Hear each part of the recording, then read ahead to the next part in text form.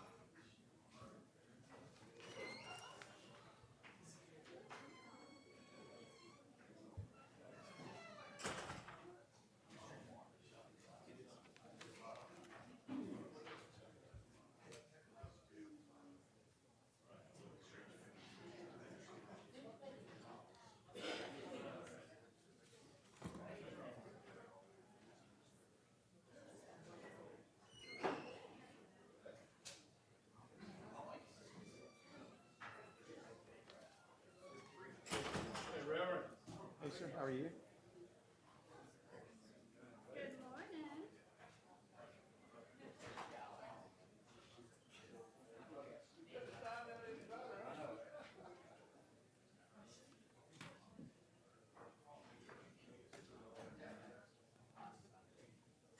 What was that? Yes, sir. What is it? Oh. Yeah, and just to confirm, we don't have any jurisdiction over this, right?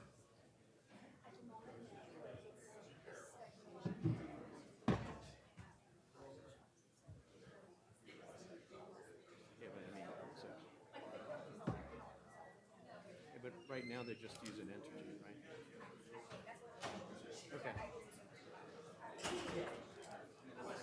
And my understanding is that the stream people are just the landlords and the company is somebody else?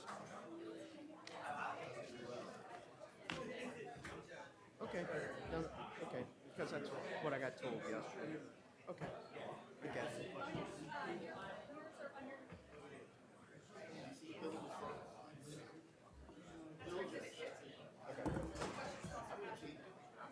Oh, yeah.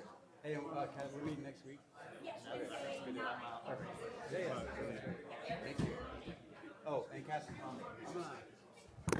I think that we're. Oh, is this yours? It might be. Looks like, you always talk about the rates here.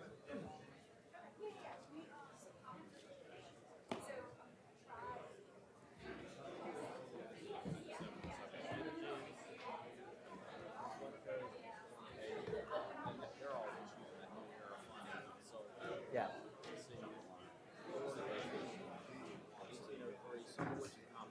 Yeah. Generator? Thank you. What? Yeah, I remember that. Yeah.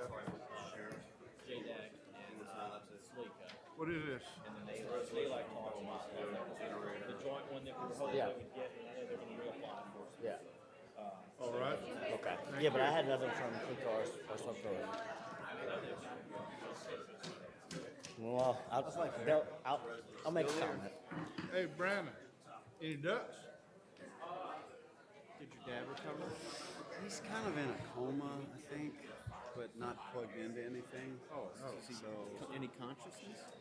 he'll open his Well, eyes that's for good. about 30 minutes a day, but they're hoping he'll come out of it, but I just see how. We'll say the price. Sure. Yes, sir. Man, that's on time today, huh? Good morning. Welcome to the Public Service Commission before Thanksgiving. And next time we'll have a meeting, it'll be in Christmas and Natchitoches, which is beautiful at Christmas. Lots of lights, festive. And I'll welcome y'all tonight because you'll love it up there. Mr. Francis is going to say the prayer. Mr. Green is going to have the pledge, okay? Go ahead. Thank you for all these good smiles this morning. Let's go to the Lord in prayer. Our Father, our God, thank you for another opportunity to serve your people. It's what a special calling it is that you brought us here today to do the people's work. I just pray that we would do the work that you have planned for us. Not our work, but your work, Father. Thank you for my brothers up here on the commission. Thank you for all those people that we serve. And we just ask your blessing today. In Jesus' name, amen. Amen. I pledge allegiance to the flag of the United States of America and to the republic for which it stands, one nation under God, indivisible, with liberty and justice for all. I would, I know you're probably already doing this, and everybody up here is, say a prayer for Commissioner Green's dad, Tom Green, my friend. I served with him, a good gentleman, nice fellow. He's in the hospital, but we're hoping for his recovery, and he needs all the prayers he can get, and I'd appreciate y'all praying for him. He was a different guy in the Senate. He was always wanting to do the right thing. Sometimes that was difficult, but he did the right thing every time that I never saw him do anything. He was a good man. Whatever he told you, that's the way it was. Okay. Go ahead. Can I say something? Sure. I just want to say thank you for those kind words, and I'm sorry I missed last meeting. He was having an emergency brain surgery. But it is good to have this conversation and hear those kind words. A lot of times we get caught up in the partisan side of what we're trying to do when we're really all on the same team, just trying to make it better, and we have different ideas about how to do so. And I was there and witnessed a lot of the relationship and conversations that Commissioner Campbell and my dad had. They were sometimes contentious, but it's good to hear 20, 30 years later that there's mutual respect there, and I think that's the way I strive to do things as well, to be a statesman. And so thank you for your prayers and thank you for your kind words. I would like to also, changing gears for a second, my former assistant, David Zito, has moved on, and I will miss him. I'm not sure Eric will miss him, but I'll miss him. I've got a great new assistant, Grayson Walsh, and so make sure to introduce yourself to Grayson. I also have Mary Elizabeth Beaulieu, so she's been on the team for a little while, so thank y'all for everything. Thanks for excusing my absence last time. Mr. Chairman. Mr. Francis? No, excuse me, Mr. Lewis. Thank you, Mr. Chairman. And I would like to introduce a special guest that I have with me today. I have my mother, who is here on the holiday break, lifelong Louisiana from Lake Charles. Mr. Chairman, you'll be a teacher for over 25 years and still in the classroom, so she decided to come watch me today, so I'll try to be on my best behavior, Mr. Chairman. But one other note on a different topic. I know we've recently had a lot of conversations about vegetation. I know we had a conversation with SWEPCO unpacking the summer storms. And I think one area that we've all agreed on is the critical role of vegetation management in ensuring reliability of our electric grid.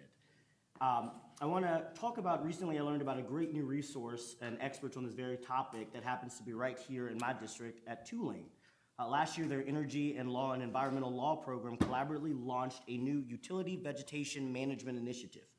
It's the only program of its kind in the country, and to quote them, it aims to be the world's premier center for understanding, development, and improvement of law, policy, and practice of utility vegetation management in order to promote the creation of safe, environmental sound coexistence among people, infrastructure, and our natural environment.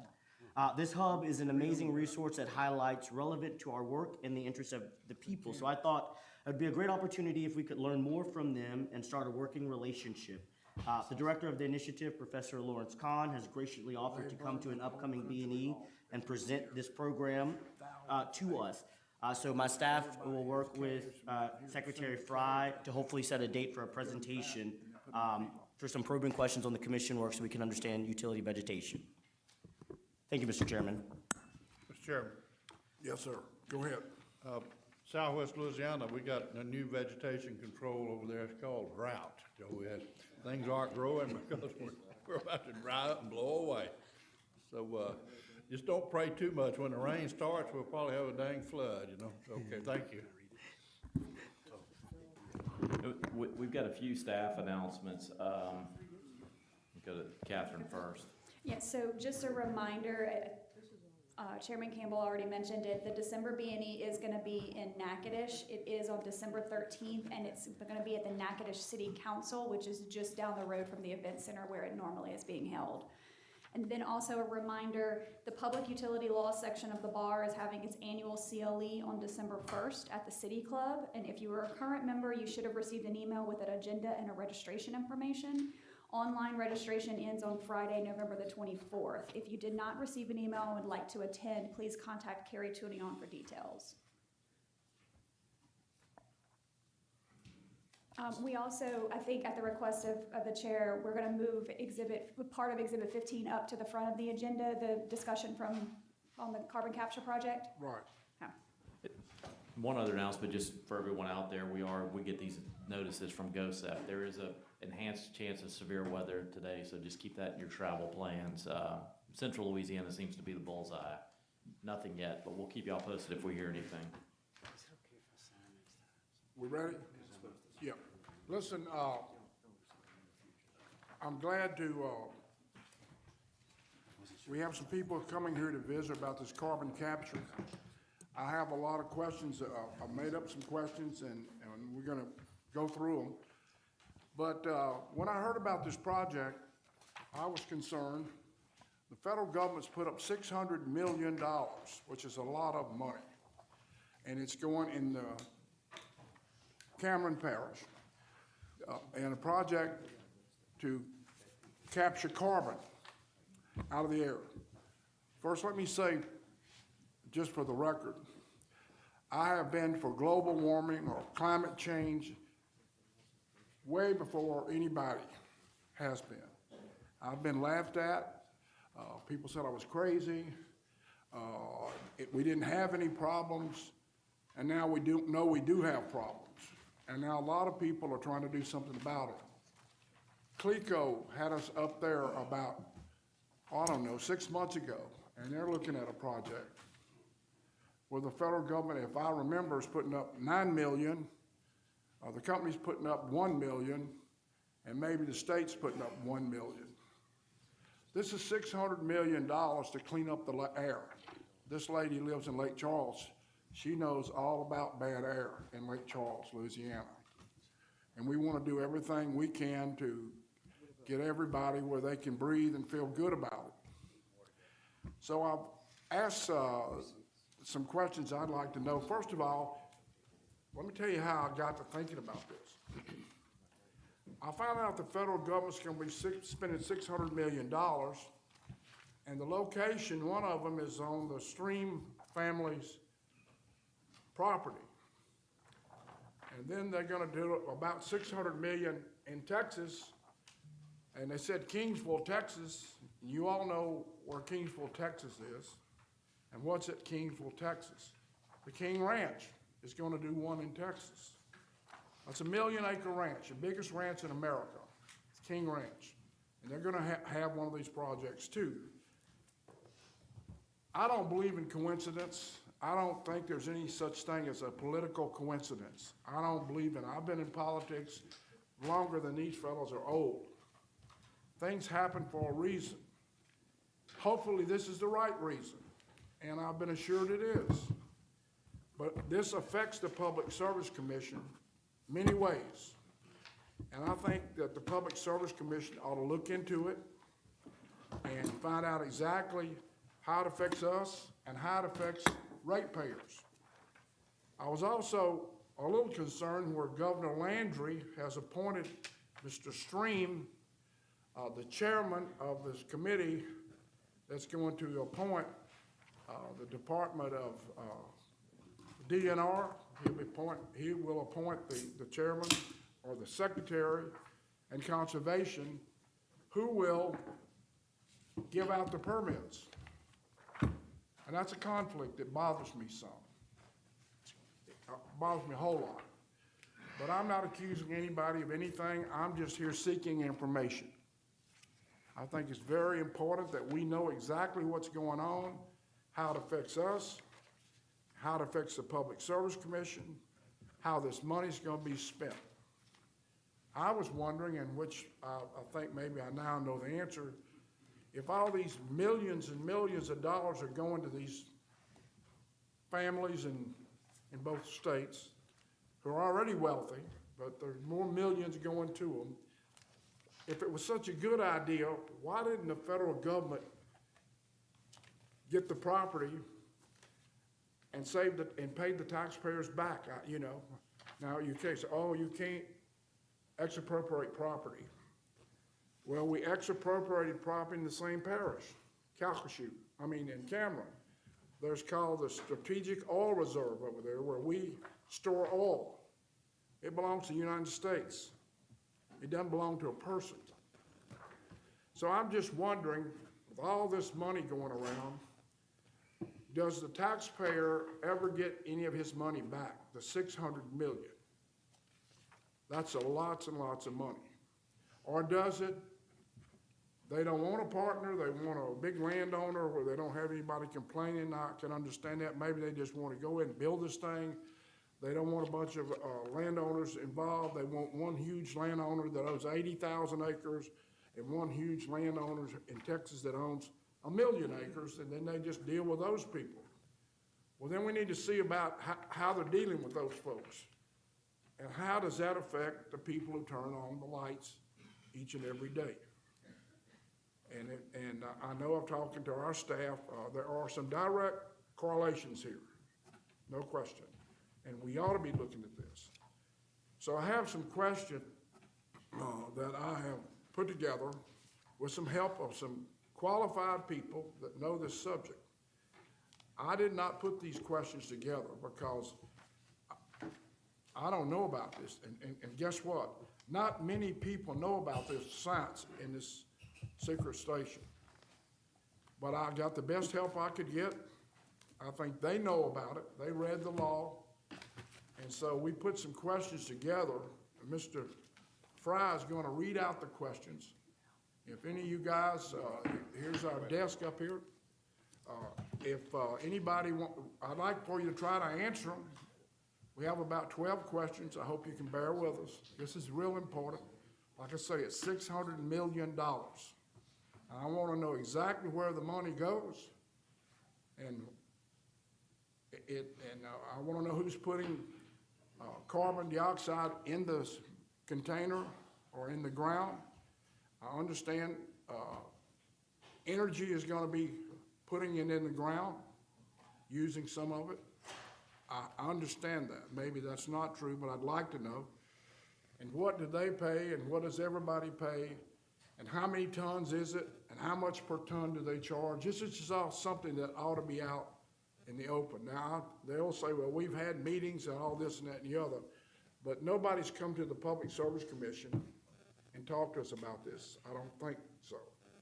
So we really ought to need to go. So Mr. Fry, if you would start with the questions. Sure, and before I do that, Ms. Bowman's gonna read in the NRA on the agenda item, and then I'll go into the questions, so. And if you would like to, we'd like you to answer these questions. What number is it?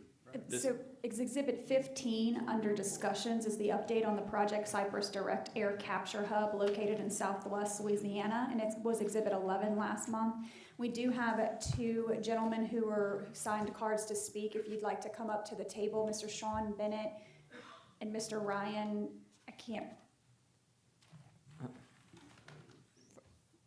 Furzy? Sorry, I couldn't read the, Furby. Thank you for coming. And just press the button on the microphone when the light's green, it's on, and please just introduce yourselves for the record. Hi, I'm Sean Bennett. I'm the Energy and Resilience Division Manager for Battelle. For who? Battelle. Oh, Battelle is. Battelle, yes. big deal. Yeah, I got it. Yeah. Big company. Yeah, I got it. My name is Ryan Furby. I'm with Gulf Coast Sequestration, and if I'd have known that when I was filling out that little card, it would be read out loud, my handwriting would have been a little better. So I apologize. It's F-U-R-B-Y. Okay, thank you. Go ahead, Brent. Okay, good morning, gentlemen. As the chairman said, I've got some questions I'm gonna read out on his behalf, and we'll stop after each question, let y'all answer them. Go, so. Okay, the first question, how were Mr. Stream in Louisiana and the King Ranch owners in Texas selected to receive these direct air capture projects and the subsidies that go along with them? Chairman Campbell, members of the commission. The way that the process works, Battelle, who is the prime applicant, we're a nonprofit who do a lot of research and development for the Department of Energy, as well as really a lot of other clients. We have been working with Climeworks, who's our partner.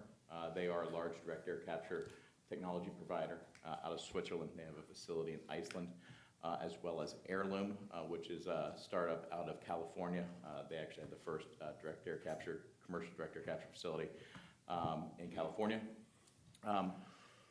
We came together here, oh gosh, I mean, really right after the bipartisan infrastructure law was passed in anticipation of the language that was put into the legislation, which was for the creation of 4 direct air capture demonstration facilities across the United States. Recognizing the size of this opportunity and the intents of Congress, and knowing that was coming from the DOE, we started working on an application in anticipation of the FOA, and that required us to really tour the United States, looking at a lot of different areas that could be good partners for our facility. Once the application came out, the funding opportunity announcement is what it's called, came out, 2 of the requirements were that you had to have essentially a preliminary site selected, and you also had to have a Class 6 well vendor that you could partner with. Class 6 well application is for the permanent sequestration of CO2. As that being a requirement of the FOA, meaning we would not be able to get the government funding without having a vendor or a partner with those requirements. And you have that now on this property. You have the Class 6. Chairman, the requirement was that it had to be in the process and in front of the EPA for review. So that actually brought down kind of the selection of those sites down significantly, because you had to find a partner vendor who would actually have one already in place, meaning it wasn't for the direct air capture facility, it was already commercial application prior to the facility. And more kind of high grading kind of the potential partners, we ultimately located Greystream GCS, and through those conversations of that, looking at the climate, meaning the temperature and so forth, which was beneficial for the technologies, as well as the where their application was in the process of EPA, we ultimately chose that to be the partner in the location we wanted to be. So we really looked all throughout. We also looked in Texas, New Mexico, Colorado, Wyoming, Illinois, so forth. So we did a nationwide search, and when we landed here, and we're very happy to as well. This is the one in Cameron Parish you're talking about. Calcasieu, yes, correct, sir. Do you understand, I'm not accusing anybody of anything, but it is funny. I mean, not funny, but I don't even want to question it. It troubled me a little bit to find out that the wealthiest guy in Louisiana and the wealthiest guy in Texas just happened to have a place that this government was going to spend millions and millions of dollars and pay you to sequester CO2. That's why I'm asking, and you answered the question. I hear what you're saying. How many applicants were there? Did you know? Total applicants that would be as far along in the process, so there were 3 kind of technical areas of interest. So the third one would be the most mature, meaning ones that could be deployed immediately. That's very few, because there's not a lot of companies and not a lot of areas. So the King Ranch already had the permit, and so did the Stream family. They had the permit. They already had projects in the queue for the EPA permit prior to the application funding becoming public, yes. Okay. You got any other questions? Yeah, I have one follow-up. And Mr. Bennett, are y'all involved in another project or just the one in Louisiana? We are only involved in one. Okay, just wanted to clarify that, okay. and I know the chairman kind of mentioned this question earlier, but second, if these carbon capture projects are in the public interest, why are they not located on public lands? So I used to work for the Department of Energy, so we. Well, let me say this too. We have some in Pontchartrain. They are putting a carbon capture project on state land. We have some of that going on in Louisiana now. I'm just wondering, you know, the 600 million, if we have state land available, it looks like that with taxpayers would be getting some of their money back, or we pay the state. So just go ahead, answer that. No, Chairman Campbell, members of the commission. When we, so there's two parts to that question. One, you're talking about almost kind of like a Federal Reserve, like Strategic Petroleum Reserve. You know, that is an actual function of the federal government as allocated by Congress. Well, this is too, isn't it? This is a funding opportunity, meaning they want public-private partnership, you know, going into a cooperative agreement. But it is by the federal government. It is, excuse me, sir? By an act of the Congress. By the act of Congress, yes, Yeah, correct. which would be the federal government. Would be the federal government. The Okay. act of Congress was for the federal government to own and operate the SPR. The language within the bipartisan infrastructure law was to create public-private partnerships to where they could Okay, ultimately I do got it. that. Thank you. Go ahead. So we located a landowner, potential landowner. We are still in final negotiations. We are actually negotiating with several landowners in that area of trying to find the best terms and applications of where we want to site that project. So when we were locating and working through the application, we started having this conversation with Gray Stream as that kind of primary location. In the application itself, it would only have to be primary site location. So we're still working through those negotiations with GCS and with the Stream family on location and where we're going to store those molecules. GCS, tell everybody what GCS. Oh, that is Gulf Coast Sequestration. My apologies. That the family owns, right? Mm-hmm. They own the property. They are one of several, I believe. Okay. They own the property. You're going to put the facility on this property, correct? That is still subject to negotiations. We have not signed any contract on that yet, sir. So we are also looking at other opportunities. The funding itself, provided by the federal government, you know, if you think about it, it's really to incentivize or create a jumping off point for a direct air capture economy in the United States. The Europeans Union have really been leading the charge on that, Iceland being the first commercial operation. The bipartisan law, the bipartisan infrastructure law, really through that act of Congress wanted to bring those kind of clean technologies back to the United States. They appropriated money for these projects and then put them out for competitive bid. And then ultimately, as the applicants itself, we looked at and tried to address preliminary site characterizations and locations that would be suitable for this project, as well as also finding a partner who had a current application in front of the US EPA. And has a Class 6 permit. A current, yes, and in the queue. Okay, Brandon, go ahead. Oh, sorry. All right, so these next series of questions will really kind of start drilling into the commission's role in all this. Do we know how many megawatts it will take to supply the plant, or, and I don't know if we're using the right term there, but the facility, the infrastructure, and the storage facility? And with, you know, when you get that, we'll put that in context on what size of a load that is compared to what we're used to seeing. Chairman Campbell, member of the commission, we're still negotiating the final size. Our ultimate goal is to reach 1 million tons capacity.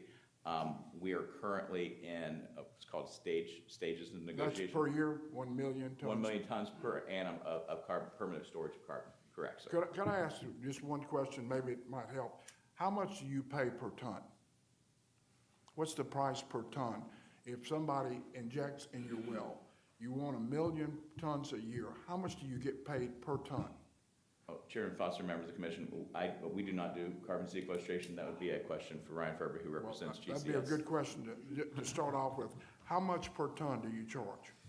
Well, unfortunately, I'm not able to give you the details of what we could charge because there are two reasons. One is that we're a private company and those conversations are still in negotiation.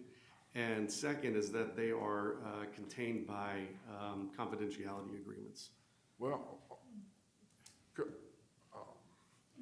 could I give you a range? Would you say anything from, I've heard $6, I've heard $10, I've heard $20.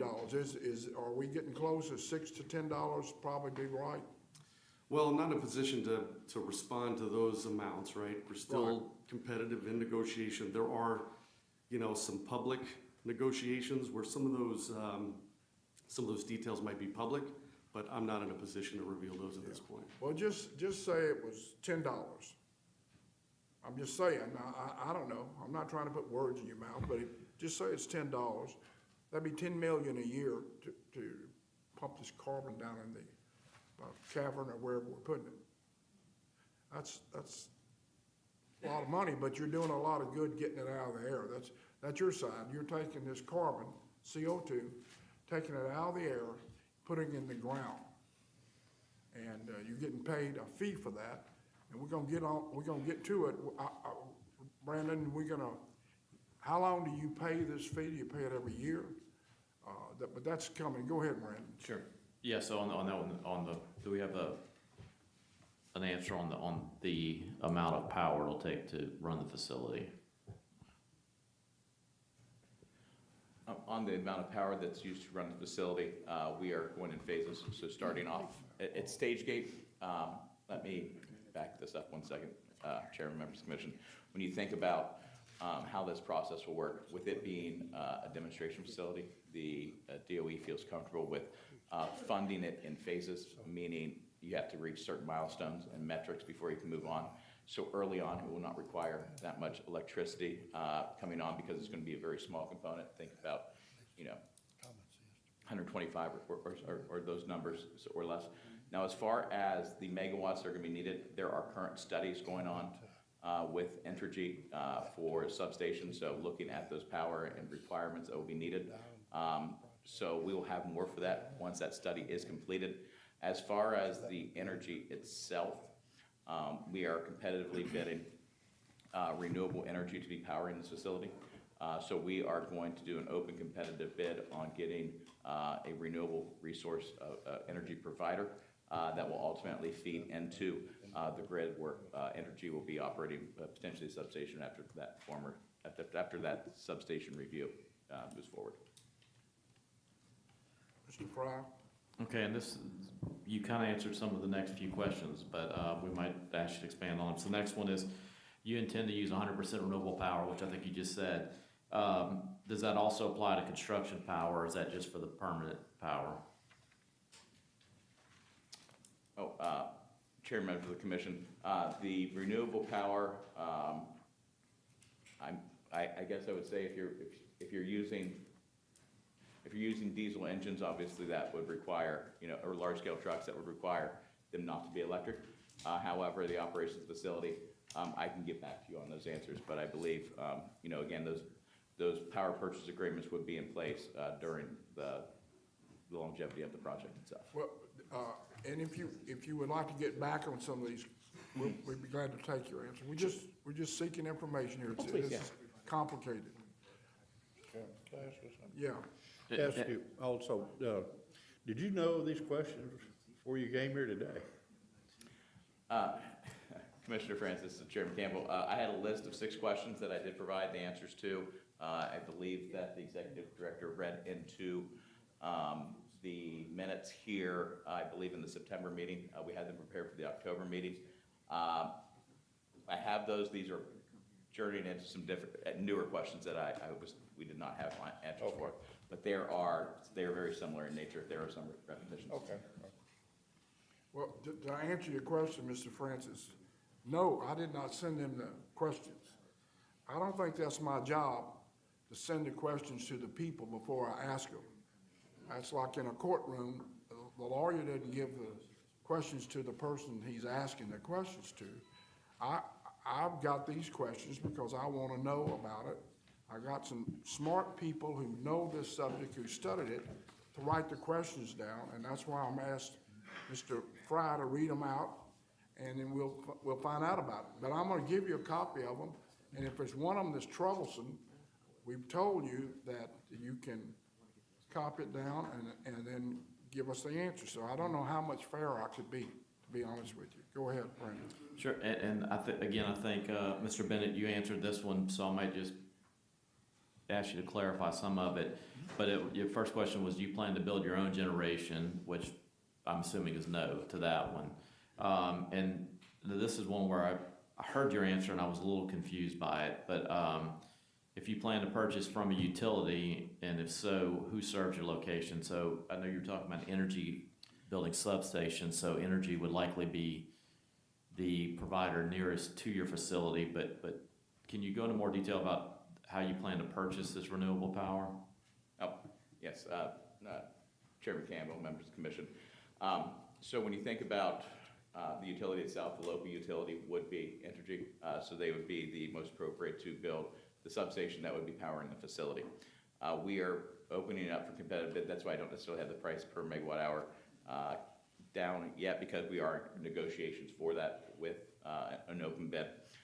We would be requiring that company then to build out additionality of renewable resources, so not taking the stress on the grid of current renewable resources that are already in place here in Louisiana, but building out additional for the operations of the plant. So we'd be adding additional capacity of renewable energy to the grid. We want a renewable provider to focus on what they do best, and then we can focus on what we do best, so want to keep that separate and not getting into the renewable energy market. And Chairman Campbell, I just want to address, we know that there were 9 questions that were in the record here in September. I just want to make sure that we did address those for you. We sent them to the commission, so we have already addressed those as well. So just want to make sure that you didn't miss that too. Yeah, well, thank you, sir. Mr. Lewis. Quick question am I correct that the substation would be private in this? Yeah, Commissioner Lewis, that would be correct, yes. And so I guess I'm curious, what would your transmission need to be? I just want to ensure that ratepayers aren't subsidizing your project without seeing any of the benefits in the electric service. So what are you thinking about transmission build-out?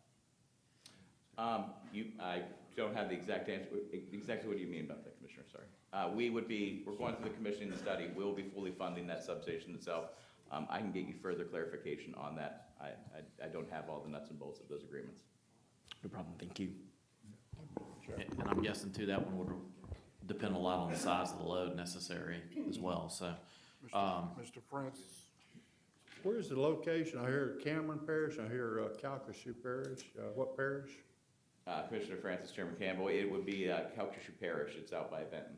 So near the Cameron Parish, isn't it? No, Calcasieu Parish, sir. So Calcasieu would be serviced by Entergy. Yes. Okay, all right. And but you would build a substation, not Entergy? No, Entergy would be building, I'm sorry, we would be providing the funds for building the substation, since it would be specific to our site itself. Entergy would be the one who would be, constructing the facility on our behalf. Meaning, they'd be constructing it to supply power to the facility. Let me ask Chairman Fry, Secretary Fry,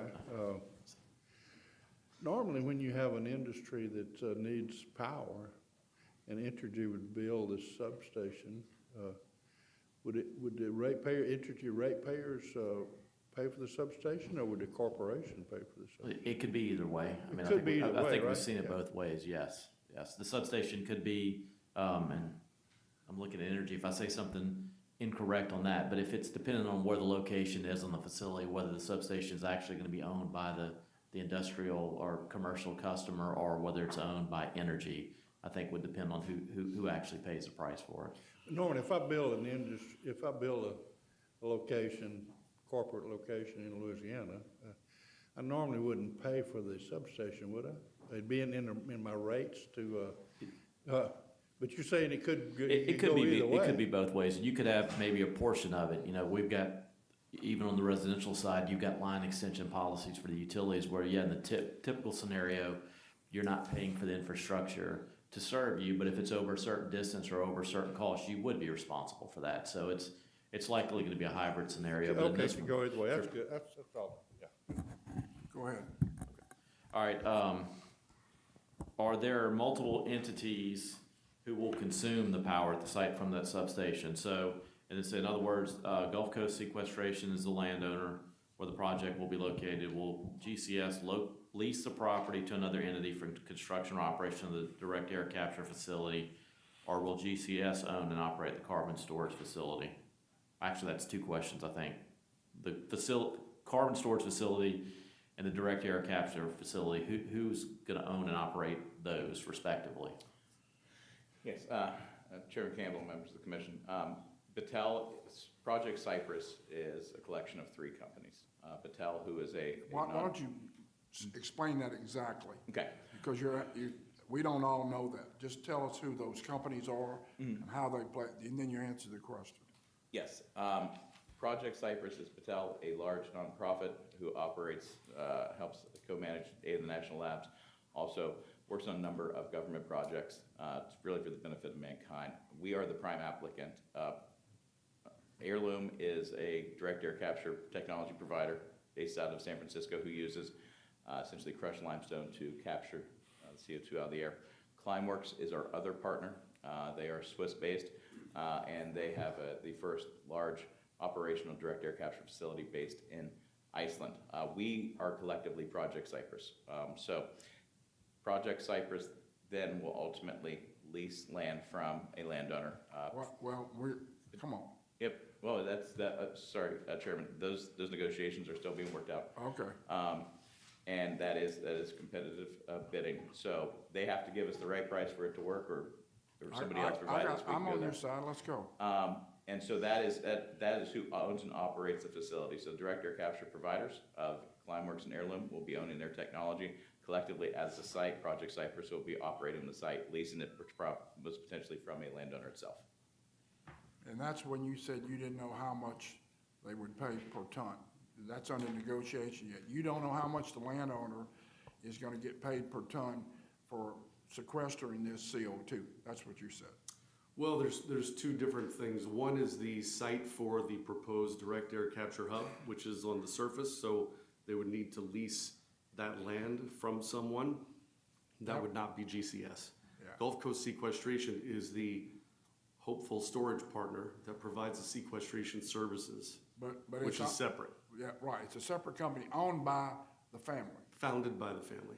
Yeah, so the family's gonna sell you the land to Gulf Coast Sequestration, and then they're gonna receive the carbon. That company, Gulf Coast Sequestration, is gonna receive the carbon. Well, what happens is our friends at Battelle are negotiating a location for the site, which hasn't been determined. Right. That's a separate location than the storage. 2 different situations. So the site, which is under review, is being led by Battelle, where they're gonna build the facility. And then the storage, again, is through GCS, which would be a different, and we're a potential vendor. Yeah. 2 sites. 2 sites. Yeah, one site where they would lease that land for the direct air capture hub, and a separate site that GCS would have for the storage. Probably on the same place. No, It won't be? no. How far apart will it be? The proposed sites are within 7 miles of each other. And how would you get the carbon to the burial site? You would need a pipeline. Pipeline, okay, all right. Okay, Matt, Brandon. And no, I'm glad that Chairman asked that question, because I've seen some of the schematics on how this works, so maybe it is, I know we didn't have this in our list, but explain kind of how it works, and the pipeline concept was something I wasn't exactly familiar with, but maybe let's have y'all explain, what kind of facility we're looking at building and how you capture it and then ultimately put it into the ground. Chairman Campbell, member of the commission. So Project Cypress is I'm sorry, I don't think your mic is picking up. Sorry. Thank you. Chairman Campbell, members of the commission.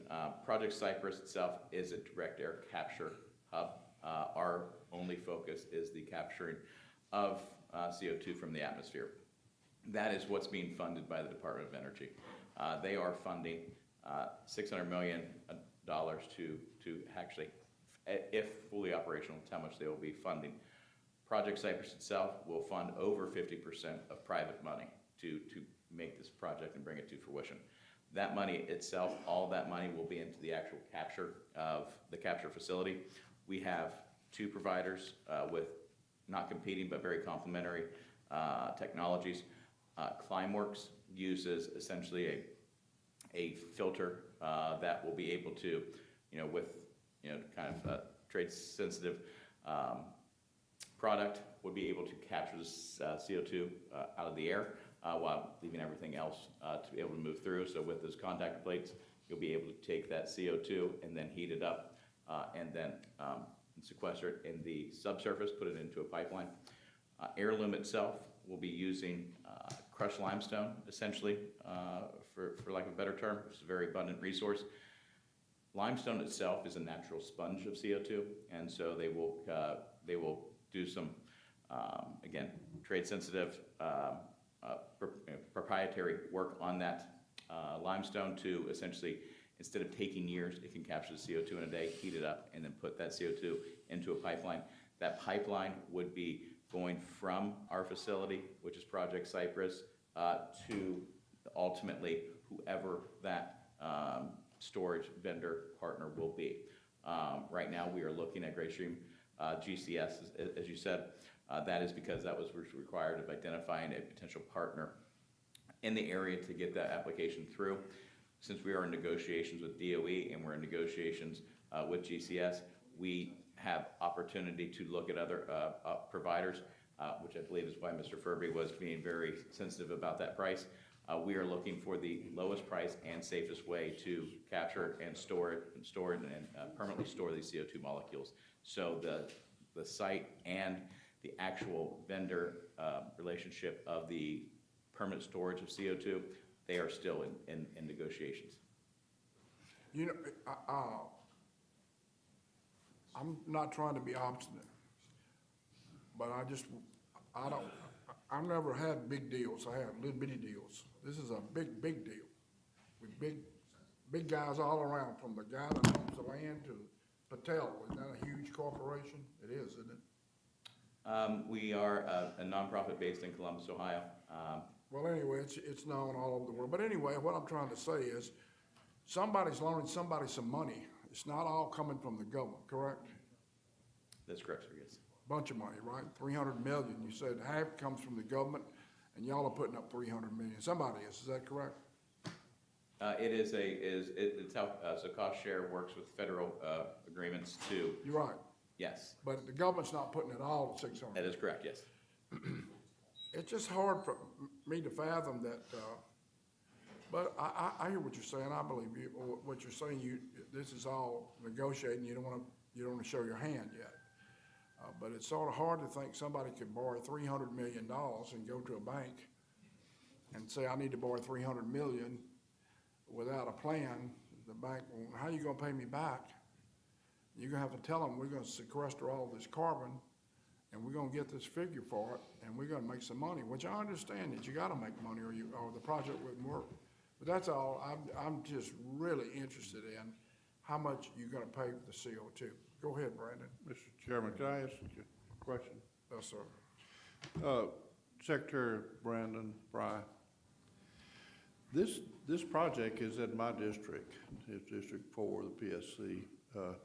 There are a lot of moving parts here, a lot of questions that in past times we've had technical conferences when we have something so big and complicated as this. Would it be in order for me to request a technical conference to whittle down all the details here, all these questions? I think Instead some of the of, questions we have coming down might actually address the issues for public comment and more information, all that, but. Who's coming down? No, I think in some of the questions coming down, we might get into that a little Okay. bit more, All right. and, about the opportunity for public comment, et cetera, so. Okay. Sure. All right, thank you. Give them the permit. Go ahead. Okay, so this next one, there's kind of a couple of questions in here, but they all get to kind of the same point, and I think what we've touched on but haven't answered is, will there be a lease for the core carbon storage capacity between Project Cypress and whoever the ultimate storer is, whether it's GCS or someone else, or will the store receive revenues through some other mechanism for providing the storage, and what are the potential terms of such a lease or service agreement, and who ultimately would be paying for the storage? So let me know if you need me to repeat anything. I know I asked like 3 or 4 in there, but. Chairman Campbell, members of the commission, I can address as much from, I would say, Project Cypress, and GCS would have to address anything regarding questions specific to them. Project Cypress would lease the land. The molecules themselves, the way that the 45Q tax credit works, or anything, the person who captures the CO2 is the one who receives the credit, not the one who sequesters the CO2.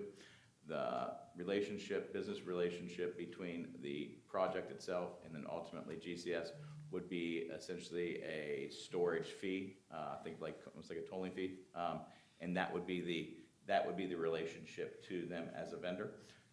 That is something that is competitively bid and something we're in negotiation and also talking with other companies about as well currently. So we can't go into what the exact numbers are since it would be a competitive bid. But that is where, kind of the process itself would be Project Cypress receives the money from the credit, and it's really just kind of a tolling fee structure for the storage of the CO2 that would go to GCS or any other vendor that we'd be using. And if I could just add to that, there would be a lease on the land to build the direct air capture site. From whoever owns the land. Yes, whoever owns the land. Our relationship from GCS would be to have an agreement with those private companies to sequester and store GCS. So they would not lease the land for the storage. They would pay us a fee to store the carbon. Is there a conflict between if a guy owns the land and he owns GCS, and GCS is one of y'all's partners, correct? Is there any kind of conflict you see that GCS is gonna put it on his land and who negotiates that deal? Who negotiates the storage fee? I mean, I own the land. I own the company that captures carbon too, in partnerships with you. How am I negotiating with myself? How do I know that that's good? You see, you understand that, Brandon? I own the land. I'm a partner in the sequestration. How do I negotiate? How's the other two partners? How are you sure I'm doing a good job negotiating with myself? Chairman Campbell. And you say you don't know where it's going. You don't think whoever owns GCS is gonna put it on somebody else's land, do you? It might have, that's not what you're telling me today, It would not be our decision. Yeah. It's the decision of Project Cypress how they choose to their vendors, right? So it's their choice on the site. It's their choice for storage. Yeah, okay. Go ahead. Okay, so let me see where I am here. Will any of the federal funds received be used towards the power supply, either through the construction or generation or acquisition of the electricity? And if so, how much? Chairman Campbell, members of the commission, we are still negotiating exactly what the scope of the process will be for the use of government fund money. The government funding that we will be receiving can only be for the construction and operation of the project itself, and it has to be directly tied to the direct air capture facility only to itself.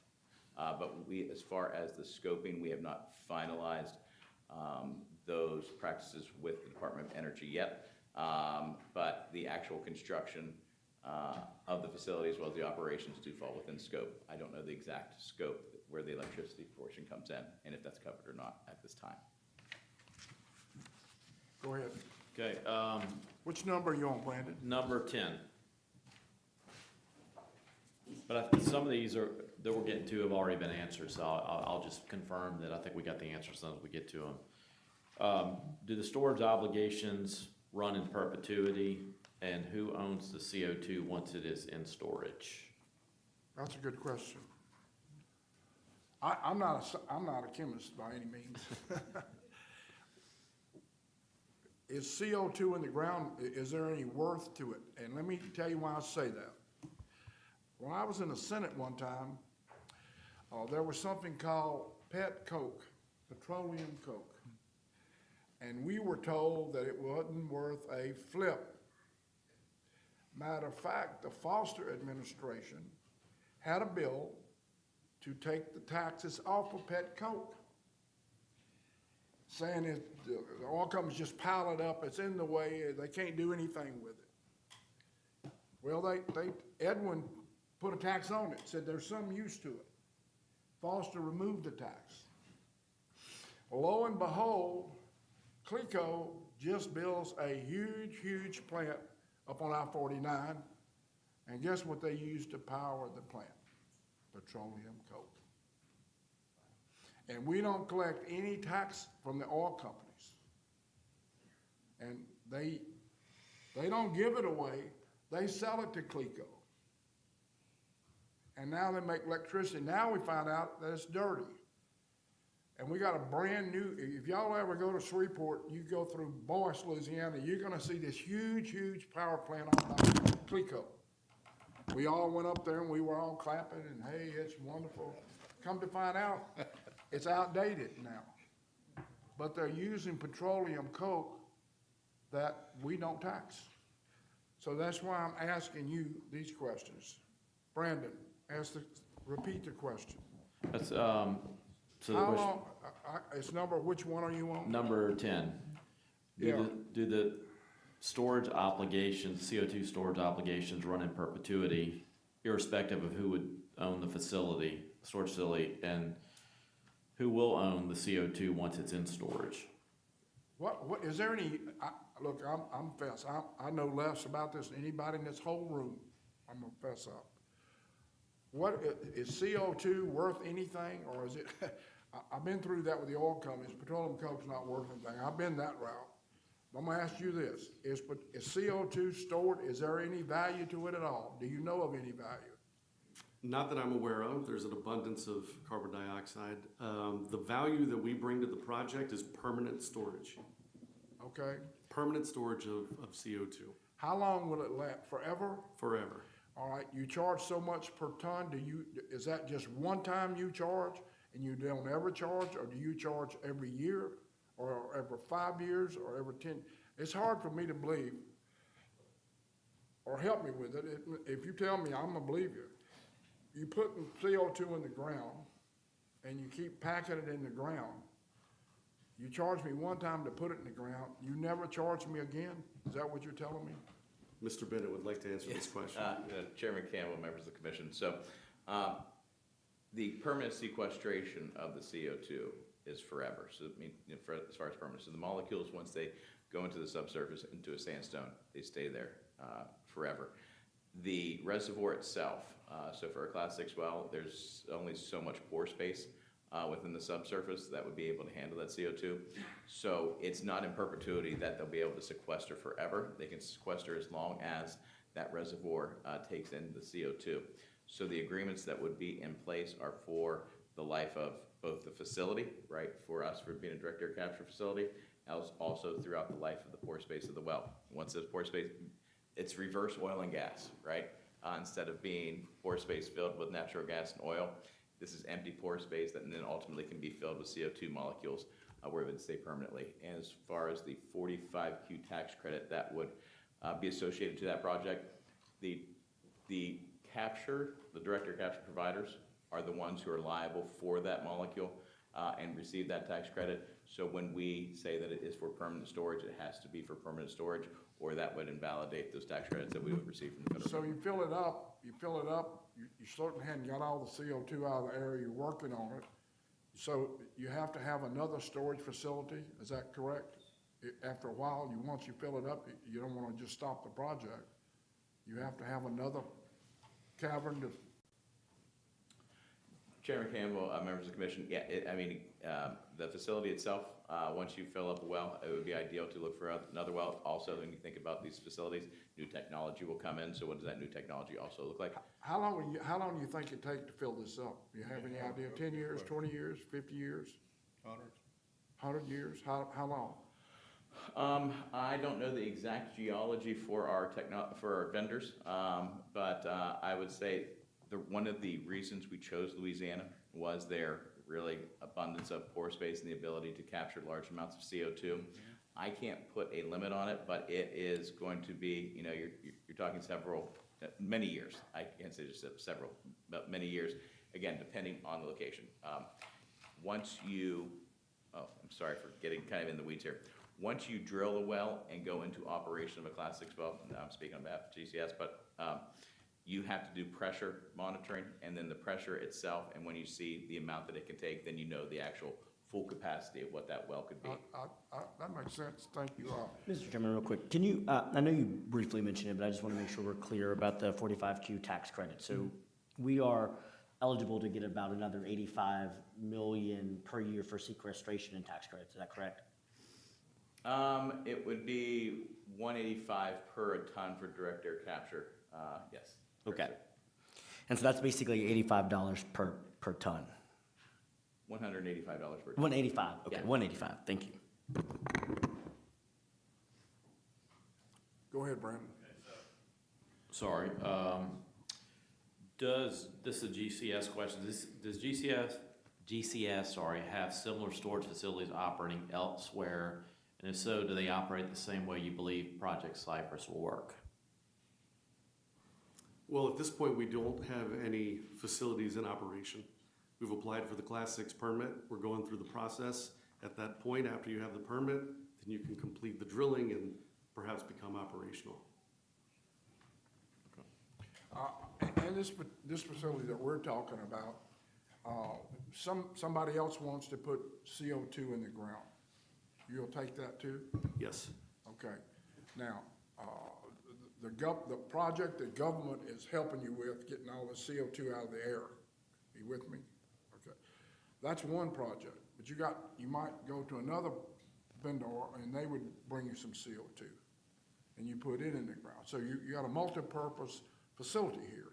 You work for the government who put up the money, and then you work for people on the side who have a problem with Well, our CO2. relationship would be with Heirloom and Climeworks and Battelle. Okay.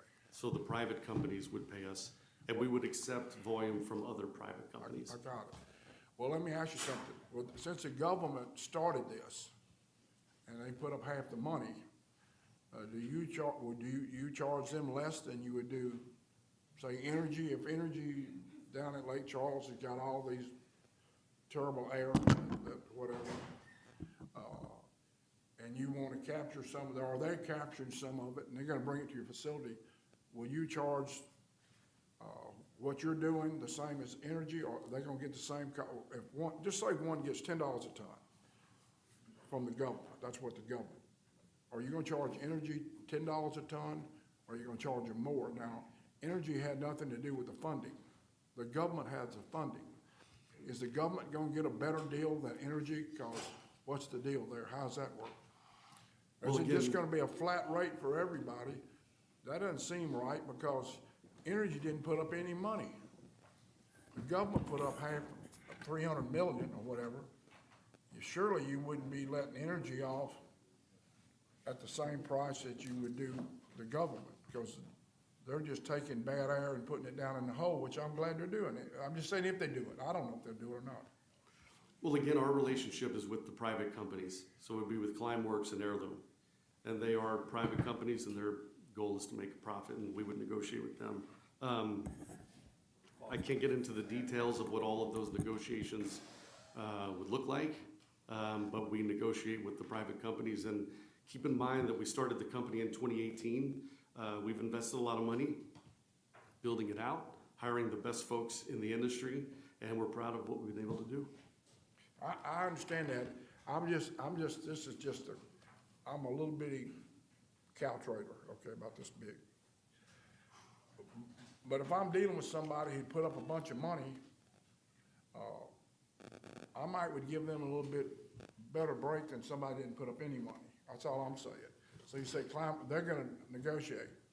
Surely they wouldn't charge as much as if what the origin of this project was to get it out of the air and put it in the ground. And if Energy wanted to do that, or if another big company wanted to use it, surely the government would have a little benefit or get some kind of discount, because they're the one that put up all the money. Energy didn't put the money up. The United States government put it up. And surely you couldn't be charging Energy the same thing you charge to put it in the ground, whatever that charge is. We can't find out what it is. Does that make any sense?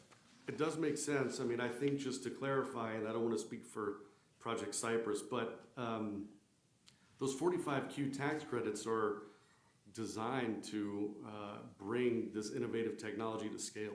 Without that, they would not be profitable. If they're not profitable, nobody's profitable. So I don't want to speak on their behalf, but our relationship is with those companies. Mr. Scametta.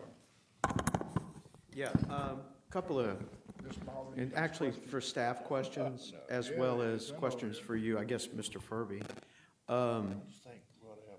The company, and actually it could be for you, sir, is the company gonna just seek regular industrial rates from Entergy to run, or are they coming to us for a site-specific rate? That is crazy.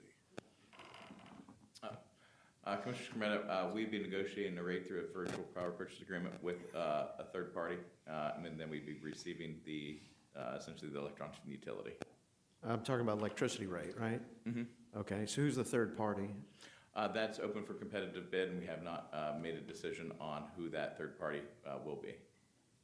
So are you in the Entergy footprint? It'd be Entergy as the utility provider, the electron provider, as far as the VP for virtual power purchase agreement. That is what's open for renewable power itself.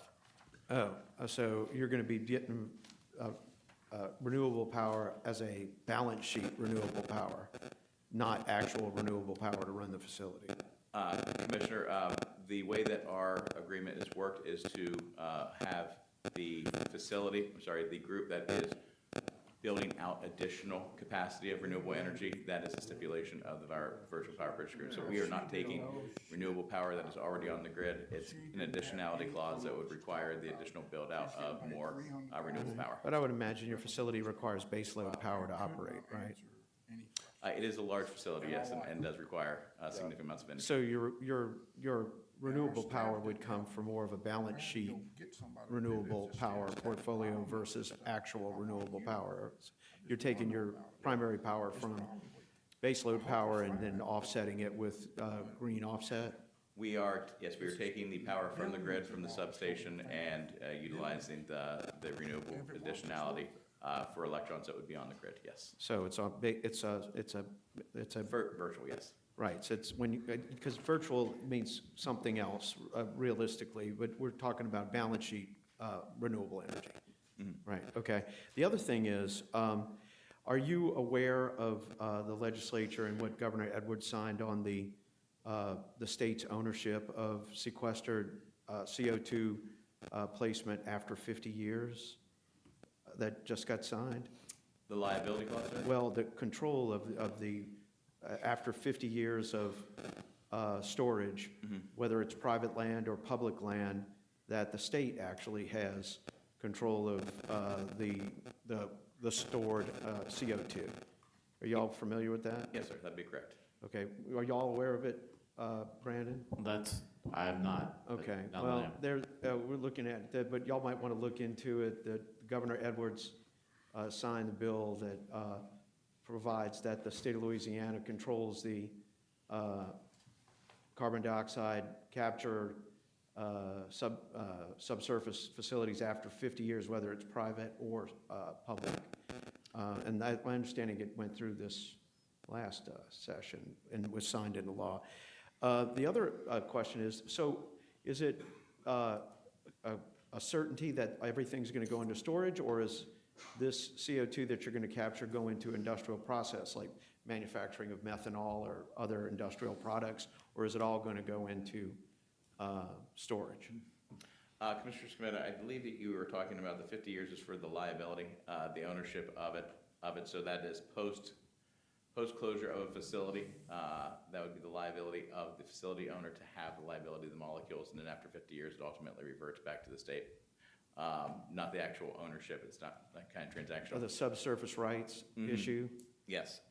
And regarding the second question, can you repeat that again? Sure. It's about so since you are going to be it might be not the question for you, it might be for Mr. Furby, or it could be for you, which is, is all of the carbon dioxide that you're going to be capturing, is it going to be going into storage, or is it going to be some of it sold off for industrial process, whether for manufacture of methanol or some other industrial process?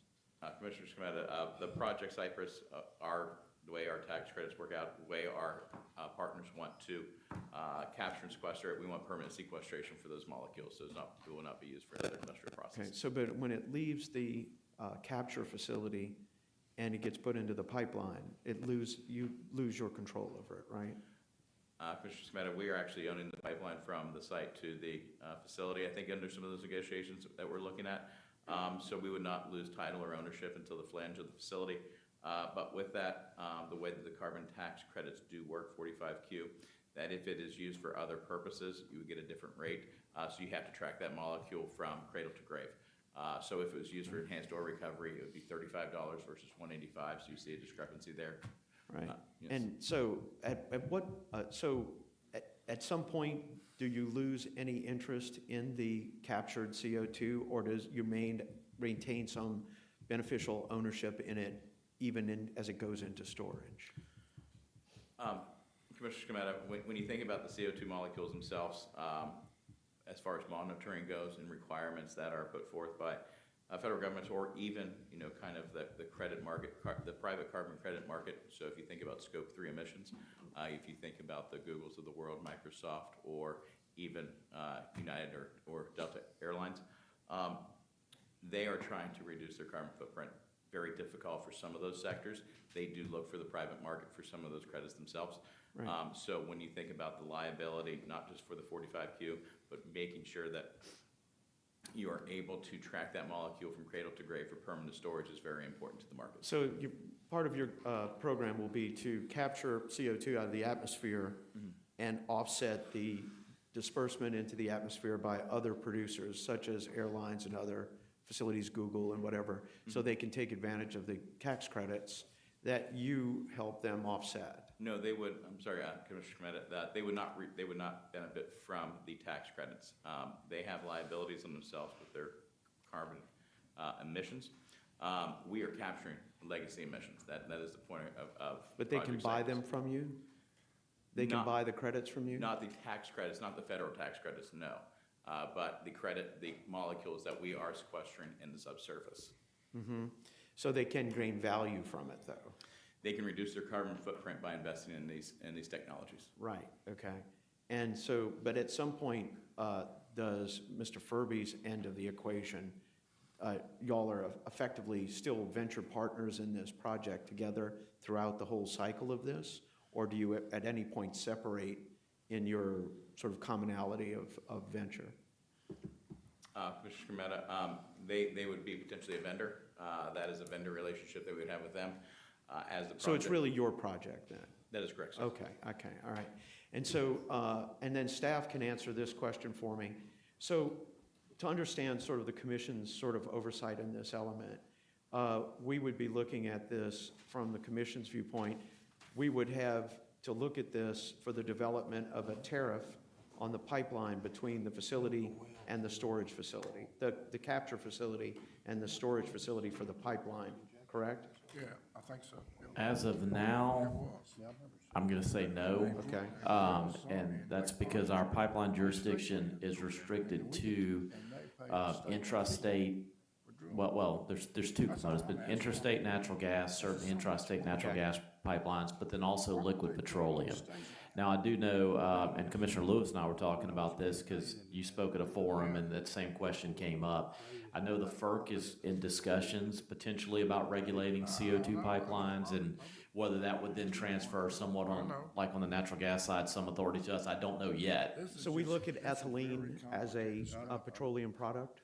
Yes, Okay. ethylene would be liquid petroleum. I'm looking at Tammy, but ethylene would be, yes. Tammy's looking back at you, and I didn't. Well, even Justin's shaking his head So yes. Justin's looking too. Justin's all over it. So, okay, and so realistically, and other than that, it's if the company determined to build its own power resource, that would be one. Right, that would definitely be something potentially that we would, And unless they came in and sought a site-specific rate other than the industrial rate. correct. Okay, Right. all right. Thank you very much. 14. Yeah, 12 and 13 were already answered on here, so, and I think we kind of had this answered, but, wait, actually, that's the Read one. it, 14. 14, okay. I understand that you have received or are close to receiving your Class 6 well permit from the EPA, is that correct? And what other local, state, or federal permits will be required? In terms of the Class 6 permit, yes, that's correct. We've applied for a Class 6 permit with EPA. Are you close to receiving it? Well, we can't predict how the EPA operates. But what my source is that you are, which is good, okay? And if you do you anticipate that there will be a DNR Office of Conservation permits required? You think that's gonna happen? I'm not familiar with those permits. I'm not sure if they will be required. All I have been focused on is the Class 6 permit. Yeah. Well, it's my understanding that you're gonna get the Class 6, and I hope you do. And then if that happens, that you'll have to be under the DNR and Office of Conservation to get permits. That goes into, and I'm not accusing anybody of anything, but that's troubling because of your bosses being head of this committee that the governor appointed, and he's gonna appoint the secretaries, and therefore secretaries have gotta say where these permits are gonna be located. That's all I got to say. I'm not saying anymore. That's a conflict that I have. Maybe just me. Go ahead, read number 16. Okay, number 16 is what opportunities will the public have to question this project? Go ahead. Oh, and thank you, Chairman Campbell, members of the commission. Currently, we are in negotiations with the Department of Energy. We had a public meeting just last week or the week before in Lake Charles, and actually in Sulphur. We're across the river there. So we invited the community to come out to learn about the project and hear their concerns. We are also implementing a commission that would really be kind of community engagement commission that would be a council that the community would be a part of. So bringing in stakeholders, whether it's from the general public, education, labor, business community, to all come together to help inform us as Project Cypress, making sure that we can integrate and be a great part of the community moving forward. So taking implementation and information from them and implementing it into the project. But as far as public comment goes currently, that would be with the negotiations of the Department of Energy. I'm gonna read number 18 and 19. I got it from here, okay? All right. And thank you. I appreciate it. No problem. And I appreciate this committee because everybody's been civil and nobody's accusatory. They just, like my old good friend Senator Rayburn, you never knew, he would say, I'm just seeking information. That's all we're doing here. How close is the injection wells to populated communities or sensitive environmental areas? How far do the nearest aquifer that's being used for public drinking water, how close are you to the aquifer that they use it for drinking water? Do you know? Well, from what I understand, this won't impact drinking water at all. I know. I don't know the distance itself. Well, we need to find that out because a lot of people want to know, how does this impact drinking water? And if it doesn't, we hope it doesn't. I'm on your side. Where's the water coming from? What is the daily estimated water requirement for the project, and where is it coming from? It would be a mixture of groundwater and surface water. I believe it's about 100. Please don't quote me on this. I'll go back to look for better numbers, but roughly around 100 gallons per minute. Where is it? And that would be the facility. That would be from surface and groundwater both. And you have the water sufficient to do that from? Yes, we do. Yes, sir. Wherever in Calcasieu or Cameron parishes, they have the water?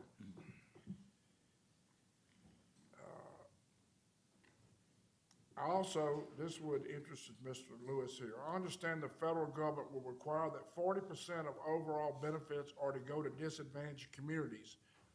How's that requirement being met? This is a big issue for him and for everybody. It ought to be. A lot of these plants are in communities that don't have a lot of money, and they have to breathe all the bad air and all. That's been going on forever, and they're trying to. And I'm glad to see this in the law. 40% of the overall benefits are to go to disadvantaged communities. What are y'all doing about that?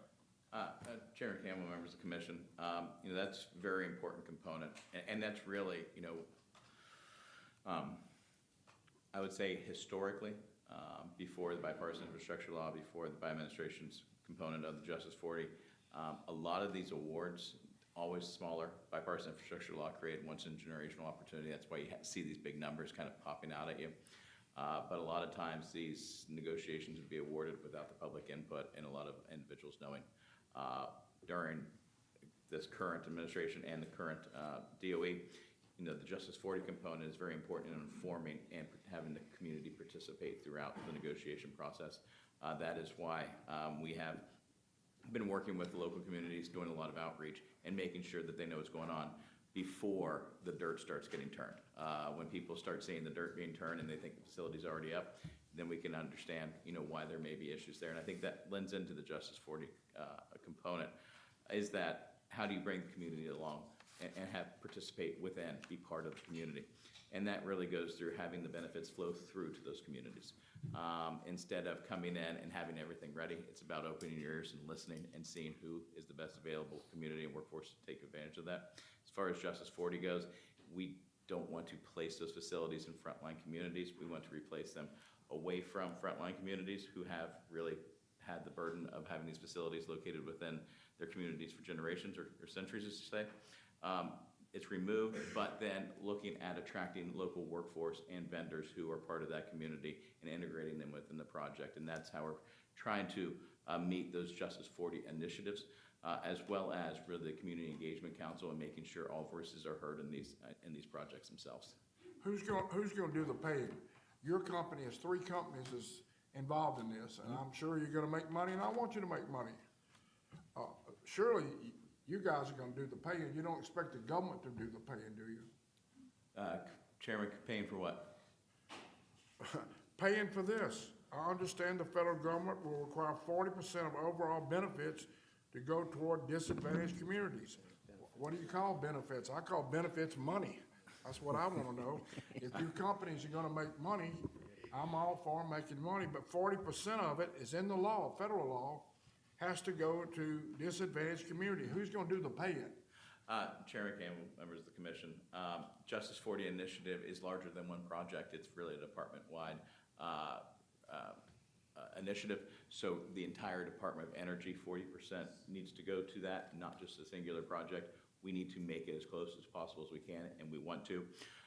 That really is about incentivizing local workforce, working with SOELA, working with McNeese State, developing those programs and having them participate within this opportunity.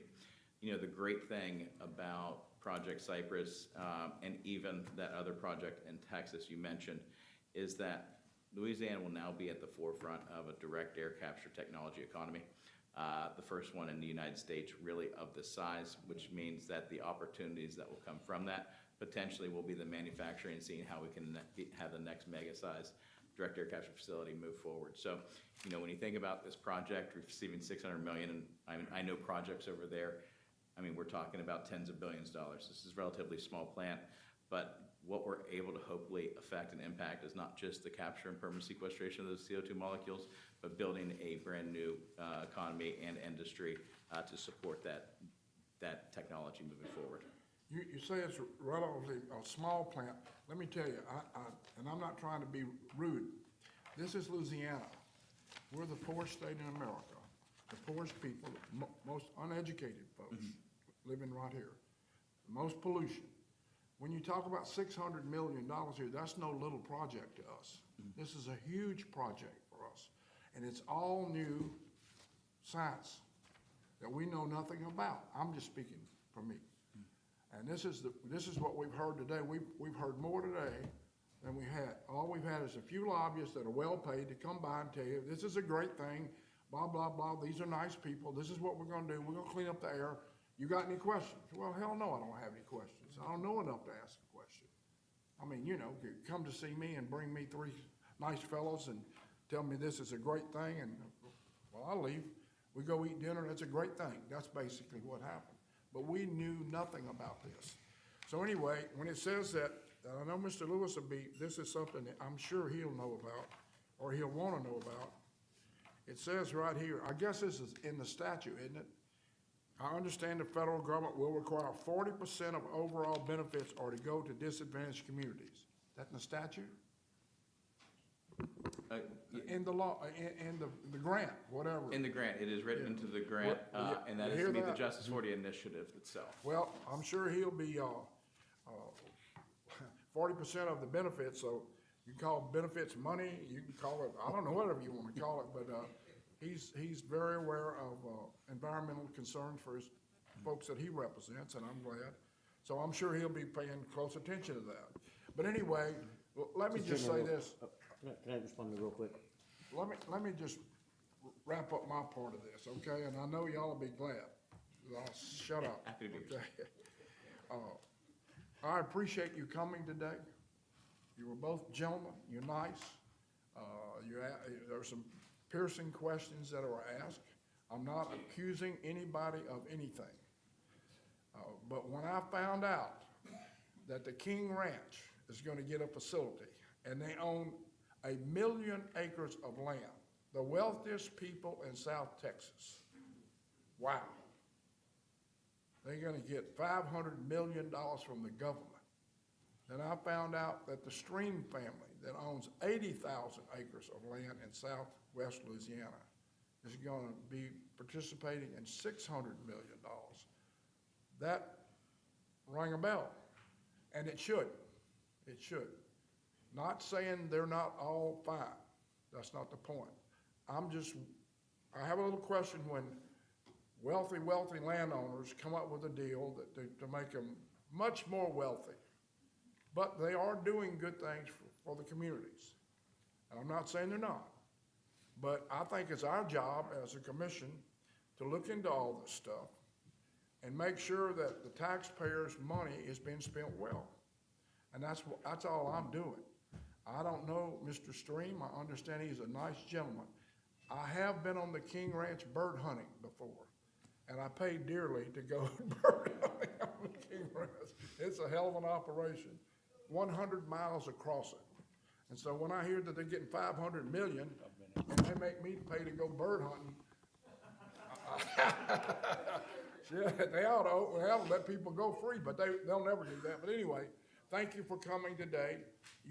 Brandon, thank you, and y'all done a good job. We're all learned a lot today. I have, and I appreciate it, Mr. Lewis. Yes, sir. Thank you, Mr. Chairman. First, I want to thank you for coming today and also spending quite a bit of time in my office kind of going over this project. I appreciate the invitation you made, and I was glad to accept it. Really quickly, I guess to Chairman Campbell's point, are there any more town halls planned? I know the Department of Energy has been doing their Just 40 tour, especially in Southwest Louisiana. We were in LaPlace last week. I know they have some subsequent events in Lake Charles, either upcoming or in the hopper. So I just want to make sure you are connected with those events, because I think that would be an appropriate place for especially a bunch of the community around Southwest Louisiana who are interested in this project. Yes, Commissioner Lewis, we are working with and have worked with DOE on the meeting here several weeks ago, and then know of DOE's meeting here last Thursday, I believe it was. We do plan on having more of those meetings. One thing that was clear is that it's a very interesting community. They want to hear more about what's going on. We want to make sure that we're explaining better how the technology works and everything that we're doing. So we do plan on having subsequent meetings. I would say we probably want to get through the holidays before we have those, but we've been doing listening sessions and one-off meetings with a lot of the members of the community. But as far as open houses go, we do plan to have more of those in the future.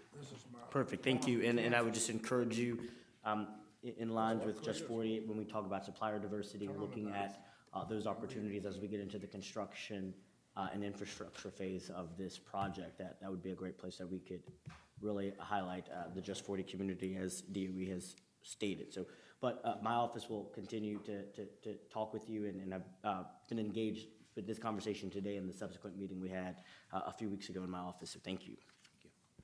And if I could just respond very briefly to Chairman Campbell's comments. Thank you for the invitation for us to come. I recognize that there were some technical questions that could probably use a better answer. The sequestration is quite complicated, so we're glad to answer any of those questions. Or direct you to some third parties who can clarify some of the details on carbon sequestration. Thank you. I keep this? Yeah. Thank you. Again, thank you all for your willingness to come. I talked to him yesterday, and he knew that we were looking. Nobody got mad. Nobody accused anybody. And I said, hey, we just, like old Senator Rayburn said, we just seeking information.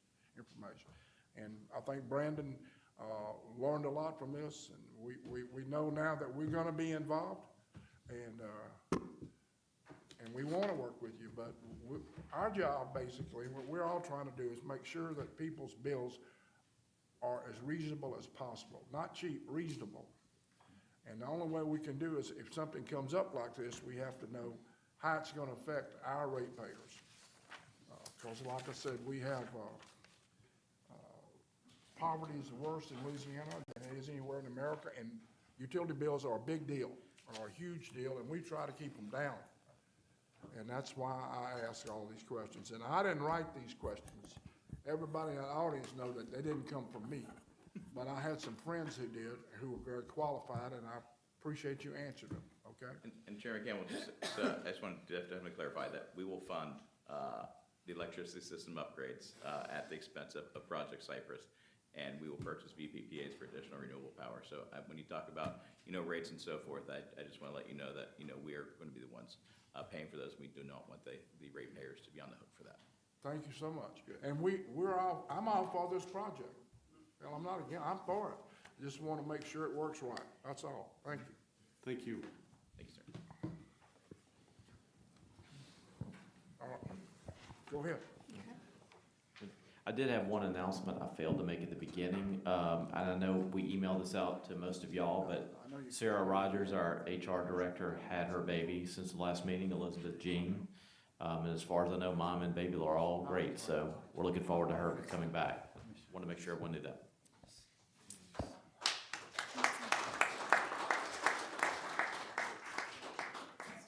So moving on to exhibit number 2, it's docket number T36678. It's the Commission versus Clark Moving Specialist regarding an alleged violation of Louisiana Revised Statute 45161 through 180.1 by engaging in activities related to moving household goods prior to complying with the requirements of Revised Statute 45164E and General Order dated March 16, 2021, and for failure to comply with the requirements of General Order dated April 3, 2008 as amended.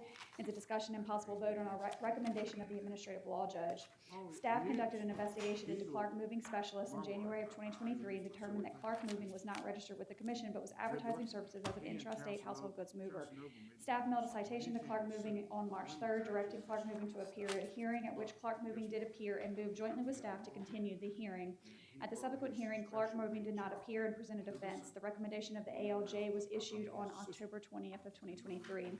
At the hearing, staff requested that Clark Moving be found guilty of violating the Louisiana Revised Statutes by engaging in activities related to moving household goods prior to complying with Revised Statute 45164E and the Commission's 2021 General Order, and be found guilty of violating the 2008 Commission General Order, be fined $2,000 along with a $25 citation fee. At the hearing, staff proved that Clark Moving violated the revised statutes and the 2021 General Order by holding itself out as an intrastate household good moving company without first obtaining Commission authority. Additionally, the advertisements did not list a Commission certificate number in violation of the 2008 General Order. Based on the testimony and documents admitted into the evidence at the hearing, the ALJ recommends that the Commission issue an order finding that 1, Clark Moving be guilty of violating the Louisiana Revised Statute 45164E1 and the Commission's General Order dated March 16, 2021, that Clark Moving be guilty of violating the Commission's General Order dated April 3, 2008 as amended, that pursuant to Revised Statute 45171, General Order dated March 16, 2021, and Commission's General Order August 21, 2008, Clark is fined $2,000, and pursuant to Commission General Order dated June 7, 2006, Clark is assessed a $25 citation fee, and that within 60 days of an order in this docket, Clark Moving shall remit the payment of the $2,000 fine and the $25 citation fee to the Commission. Is there a motion? Motion to accept staff recommendation?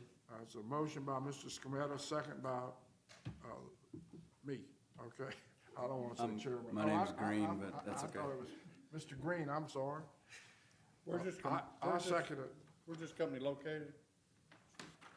Any objections, no objections? Where's this company located? Ms. Burrow, it says it's within District 2, but I'm not sure exactly where. They are located in Lafayette. Okay, Mr. Green. No objections? Issues passed. Number 3, Exhibit number 3 is docket number S36260. It's Entergy Louisiana's application for approval of withdrawal of certain tariffs and modification of others. It's a discussion and possible vote on staff report and recommendation. On January 21st of 2022, Entergy filed an application seeking approval for the withdrawal of 18 rate schedules and riders that are no longer in use by any customers, and the modification of 15 rate schedules and riders. Of the rate schedules and riders that Entergy proposed to modify, 4 were non-lighting related and 11 were lighting related. The proposed modifications fall into 3 general categories: language and administrative modifications, updates to rate categories for lighting and pole type, and the closure of a tariff or a rate group to new businesses. On March 28, 2023, staff filed its report and recommendation into the docket, finding that the proposed modifications be reasonable. Staff recommended additional wording of the lighting tariff for the lighting tariffs, which would require Entergy to provide written notice to customers under 2 circumstances. The Commission staff also recommended that the Commission approve Entergy's request to withdraw 18 tariffs identified in Entergy's application, as no customers are being billed pursuant to those rate schedules or riders. On November 8, 2023, Entergy submitted correspondence into the record of this matter, noting that it did not object to the findings and recommendations of staff's report and recommendation. Therefore, staff recommends that the Commission accept its report and recommendation filed into the record on March 28, 2023. okay. Mr. Lewis. Yes, quick question for Larry or Phil, just about the area lighting tariff. As you can imagine, that's been a hot topic in my district. So I'm just curious about how we're going to, if we discontinue one of the area lights under the tariff, how we're going to engage particularly local government who have asked significant questions. As you know, we were at East Baton Rouge Parish Metro Council about streetlights. So I just wanted to have that conversation a little bit. Absolutely. Larry Hand on behalf of Entergy Louisiana. I'm joined by Aaron Murphy, counsel for Entergy Louisiana.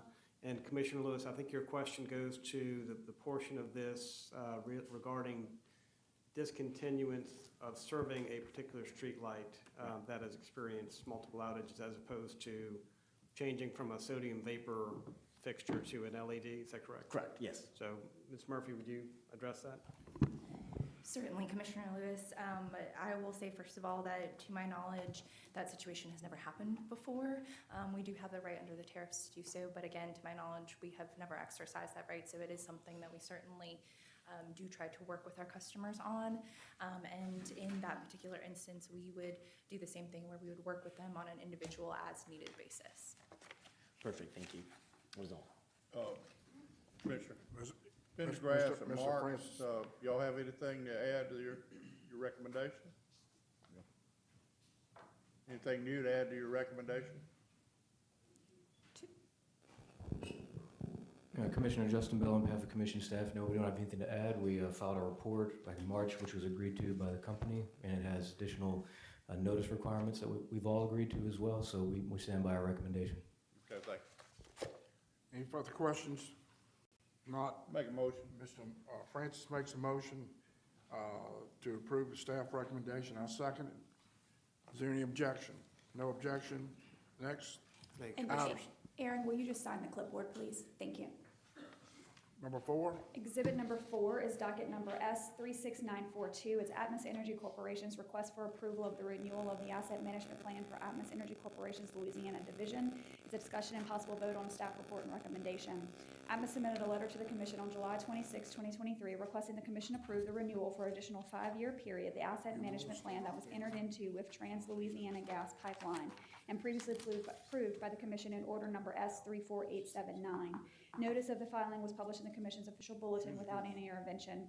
After review of Atmos's request and responses to formal discovery, staff issued its report and recommendation on October 27, 2023. Since 1999, Atmos customers in Louisiana have received significant reduction of gas costs related to the AMP, and the 2024 AMP will continue to provide these savings. Trans-Louisiana Gas will guarantee an annual payment for 5 years to Atmos, as well as equally shared revenues in excess of a set amount. Atmos Louisiana's division retains full control and decision-making power over their assets at all times, and they do not face any additional cost or adverse risk as a consequence of the 2024 AMP. Based on this, staff's opinion is that the renewing of the 2024 AMP is in the best interest of Atmos's customers.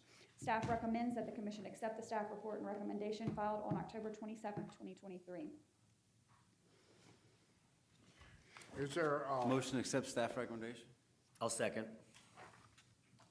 was that by Mr. Scametta? I can't, okay. Mr. Green makes the motion, to accept staff recommendation, seconded by Mr. Lewis. Is there any objection? No objection. Next item, number 6. It's passed. 6. Number 5. Is it number 5? I'm sorry. Exhibit number 5 is docket number S36945. It's Boomerang Wireless doing business as In Touch Wireless. Petition for partial relinquishment of an eligible telecommunications carrier designation for wireless basis. It's a discussion and possible vote on a staff report and recommendation. On July 28th of 2023, In Touch filed a petition with the Commission seeking partial relinquishment as an eligible telecommunications carrier pursuant to 47 U.S.C. E4 of the Communications Act, the rules of the FCC, and the rules and regulations of this Commission. Notice of the company's request was published in the Commission's official bulletin with no interventions.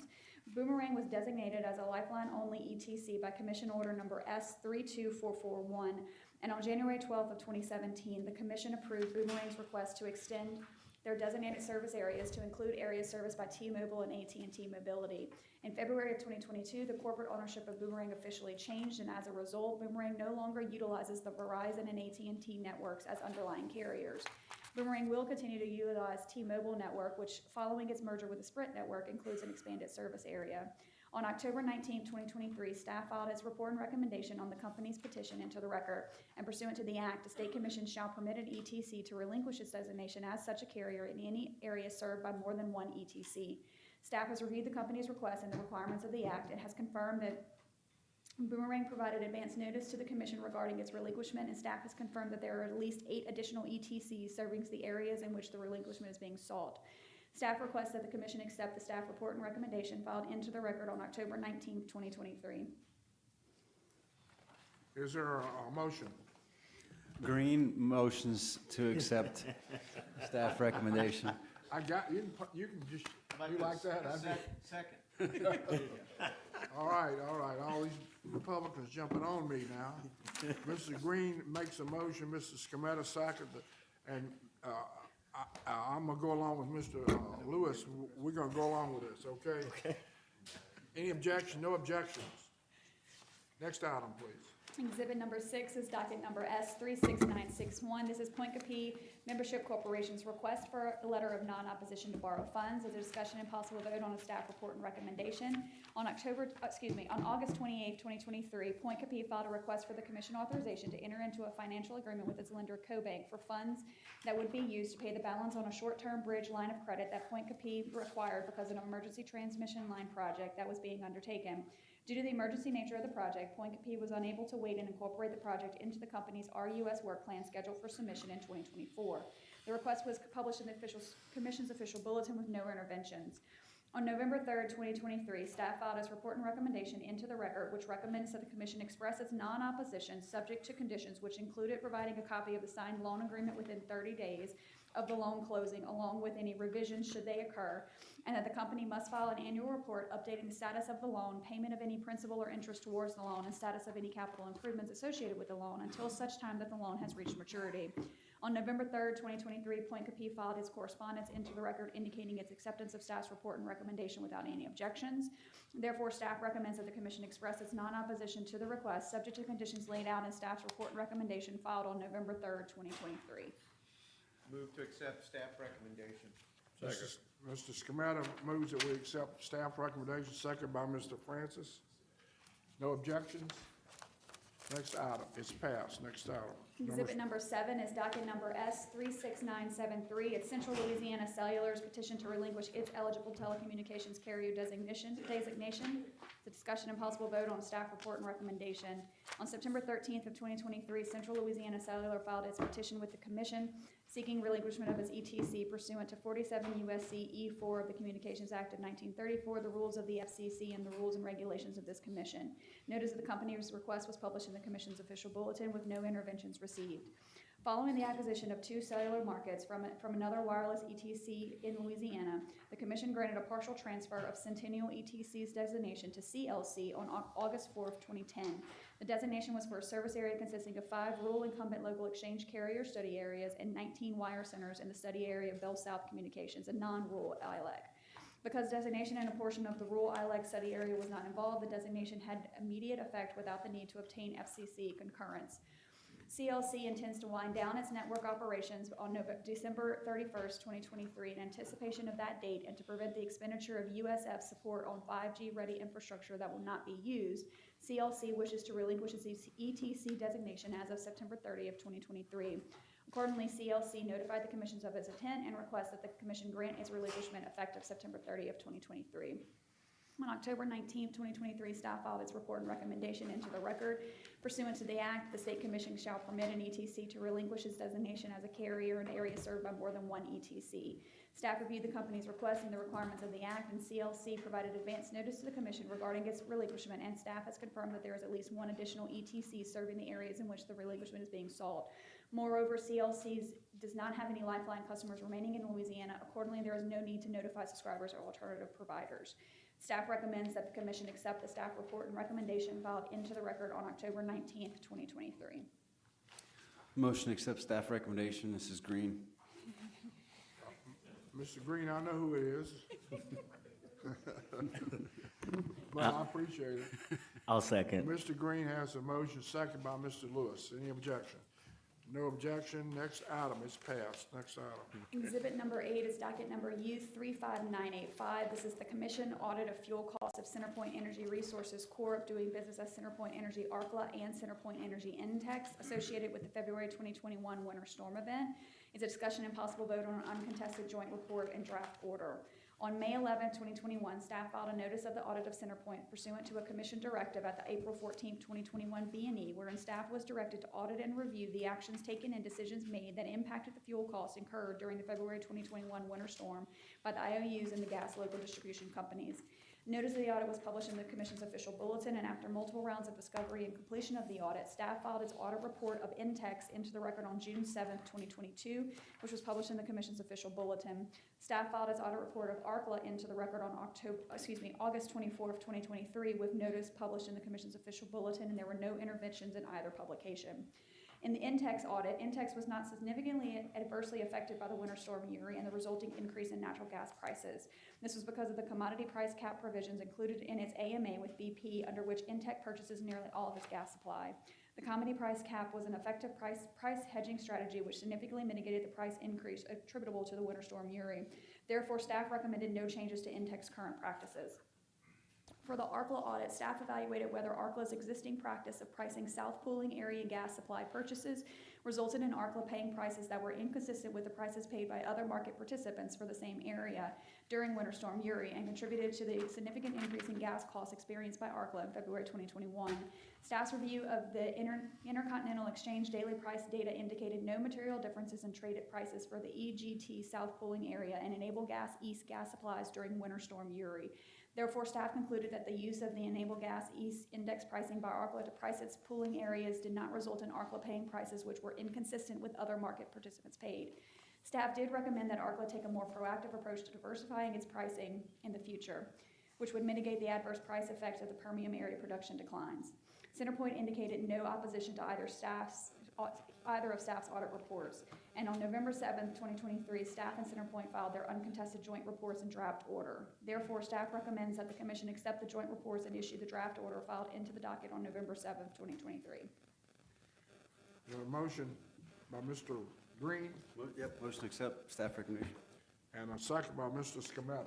Yes, sir. All right. No objection is passed. Next issue, Exhibit- number 9, next item, issue 9, right? Yes, sir. Exhibit number 9 is docket number U35990. This is the Commission's audit of fuel costs of Clico Power associated with the February 2021 winter storm event. It is also a discussion and possible vote on an uncontested joint report and draft order. On May 11, 2021, staff filed its notice of audit of Clico Power pursuant to the Commission's directive, where staff was directed to audit and review the actions taken and the impact of fuel costs incurred during the February 2021 winter storm event. Notice of the audit was published in the Commission's official bulletin, and after rounds of discovery and completion of the audit, staff filed its audit report into the record on July 21st, 2023, with additional notice in the Commission's bulletin, and Cabot Corporation timely intervened. Staff's audit reviewed the temporary modifications to Clico Power's FAC authorized by the Commission in Special Order 19-2021, a review of the actions and decisions of Clico leading up to and during the February 2021 storm event, and review and analysis of Clico's FAC reports filed with the Commission to ensure compliance with applicable Commission orders and to review actions taken. Staff ultimately found that Clico was reasonable and prudent in deciding to use natural gas during the February 2021 winter storm event, and that no cost adjustments were required. However, staff noted in its audit report that while Clico's actions and decisions were not imprudent, there were areas that Clico could improve upon, and as such, staff made recommendations for Clico to consider for future events. Clico filed its non-opposition and comments to the audit report on October 20th of 2023, accepting staff's filings and including responses to staff's recommendations. And October 30th of 2021, staff and Clico Power filed an uncontested joint report and draft, October 30th of 2023. Staff and Clico filed an uncontested joint report and draft order, which was not opposed by Cabot. Therefore, staff recommends that the Commission accept the joint report and issue the draft order filed into the docket on October 30th, 2023. Mr. Lewis? Could I have a representative from Clico come for just a few questions?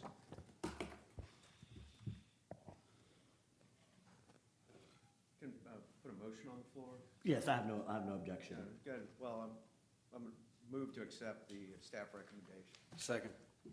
It's a motion by Mr. Scametto, second by Mr. Green. Is there any objections? No objections. Mr. John Clea- Shirley on behalf of Clico. Mr. Clehammer. And Mark Clehammer on behalf of Clico. Boy, I remember when you represented Energy. You have a different. Yes, sir. Still smiling. No, that's good. Go ahead. Thank you. I just have a few quick questions. I mean, just looking through it, I mean, while I think there's no cost adjustments, I think we could have had lower cost if we hedged those gas contracts. So I just wanted to know if you were planning to study the ability and practices around hedging gas for a future storm. Well, Mr. Clehammer can speak more to the specifics in future meetings, but I will tell you, based upon long-term representation of Clico, that it has always been something that we have had as a part of our study. There have been times when hedging looked like the greatest thing in the world that ended up being big mistakes. Not mistakes, perhaps just poor timing and unlucky timing. Commissioner Campbell and I have had this discussion before. It's a guess a lot of times, but yes, it is very much a part of our annual planning at all times. And I will add to that, we do have a comprehensive systematic program. I'll be happy to come over to your office with some of our subject matter experts, but it's very analytically based and very rigid on how we work it. Great.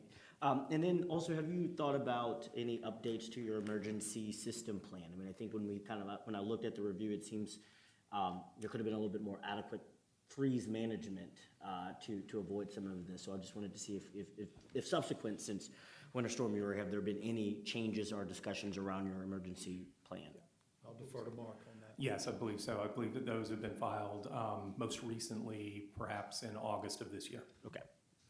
I believe those are all my. Oh, well, I think the last question that I would pose is: are you looking at any cost of better winterizing your units? I mean, natural gas survived, but there were some units that you reported failed. So I'm just curious if you have been looking at how you can better winterize your units. Yes, sir. Yes, and again, I think those are covered in those most recent reports. Yeah. Perfect. Thank you. And gentlemen, both sign the clipboard for me, please. No objections? It's passed. Exhibit number 10 is docket number U36966. This is Sage Geosystems petition for reservation of capacity under Entergy Louisiana's rate schedule for renewable energy pilot purchases. Is a discussion and possible vote on a draft order pursuant to Rule 57 of the Commission's Rules of Practice and Procedure. On August 29, 2023, Sage filed a petition for reservation of capacity under Entergy Louisiana's rate schedule for renewable energy pilot purchases. Sage petition requested that the Commission reserve an amount not to exceed 5 megawatts of capacity under Entergy's standard offer tariff option for renewable new renewable resources. SAGE filed an amended petition on September 5th, 2023, and notice of the docket was published in the Commission's official bulletin, and Entergy was the sole intervener. SAGE is seeking to build and operate a geothermal baseload generation unit located in Jefferson Davis Parish and seeks the reservation prior to making significant financial investment in the construction and operation of the generation project. The completed unit is expected to begin commercial operations no later than December of 2027. On November 2nd, 2023, staff, SAGE, and Entergy filed a joint motion for consideration of draft order by the Commission pursuant to Rule 57. And in that draft order, the parties requested that the Commission approve the request for reservation of 5 megawatts of capacity under Entergy's standard offer tariff under certain construction milestone conditions. As there are no unresolved issues, the party respectfully requests that the Commission first exercise its original and primary jurisdiction under Rule 57 and consider this matter, and 2, accept the draft order filed into the record as Exhibit A on November 2nd, 2023, finding that SAGE is authorized to reserve 5 megawatts of capacity authorized for the Energy Louisiana Standard Offer Tariff option for new renewable resources subject to conditions. Move to bring the matter up under Rule 57. Second. There's a motion by Mr. Scametta and a second by Mr. Francis to bring this up on Rule 57. No objections. Move to accept the draft order. Mr. Scametta makes a motion to approve the order. Second by Mr. Francis. No objection. It's approved. Number 11. Exhibit number 11 is docket numbers U34951, U35205, U35581, U36092, and U36831. This is Entergy Louisiana's 2017, 2018, 2019, 2020, and 2021 test year formula rate plan filings. It's a discussion and possible vote on an uncontested stipulated settlement pursuant to Rule 57. Pursuant to Entergy's approved formula rate plan, the company filed its 17, 18, 19, 20, and 21 test year evaluation reports for Commission review and approval within timeframes prescribed in the company's FRP. And upon filing of each of those evaluation reports, the same was published in the Commission's official bulletin, with Louisiana Energy Users Group, Marathon Petroleum Company, and Walmart intervening in some or all of the dockets. With each evaluation report filing, staff conducted discovery, engaged in conversations with Entergy, and filed reservations and/or disputes for each test year filed. After extensive negotiations, Entergy and staff executed an uncontested stipulated settlement, which would, subject to the terms of the settlement, resolve the evaluation of Entergy's formula rate plan test years 17, 18, and 19, and partially resolve the evaluation of Entergy's formula rate plan test years 20 and 21. The settlement finds that Entergy complied with the formula within the terms of its formula rate plan approved in order number U34361, and that if the settlement is approved, docket numbers U34951, U35205, and U35581 can be closed subject to the settlement terms. The settlement terms are summarized as follows. It would be closing the evaluation of test years 17, 18, and 19 while reserving both parties' positions, rights, and claims as applicable law affords, allow Entergy to recover its losses in connection with Special Order Number 9, 2017, and test year 2017, and authorize a $5.8 million credit to customers for issues raised associated with the treatment of accumulated deferred income taxes in Account 282, subject to FASB Interpretation Number 48, which applies to test years prior to and including 2021. Lug, Marathon, and Walmart do not oppose the uncontested stipulated settlement. Given the parties' resolutions and no opposition from any intervener, Entergy and staff filed an unopposed joint motion for consideration of the proposed uncontested stipulated settlement by the Commission pursuant to Rule 57 on October 31st, 2023. Staff recommends that the Commission, 1, exercise its original primary jurisdiction pursuant to Rule 57 of the Commission's Rules of Practice and Procedure, and 2, accept the uncontested stipulated settlement filed into the record on October 31st, 2023. Move to bring the matter up to Rule 57. Second.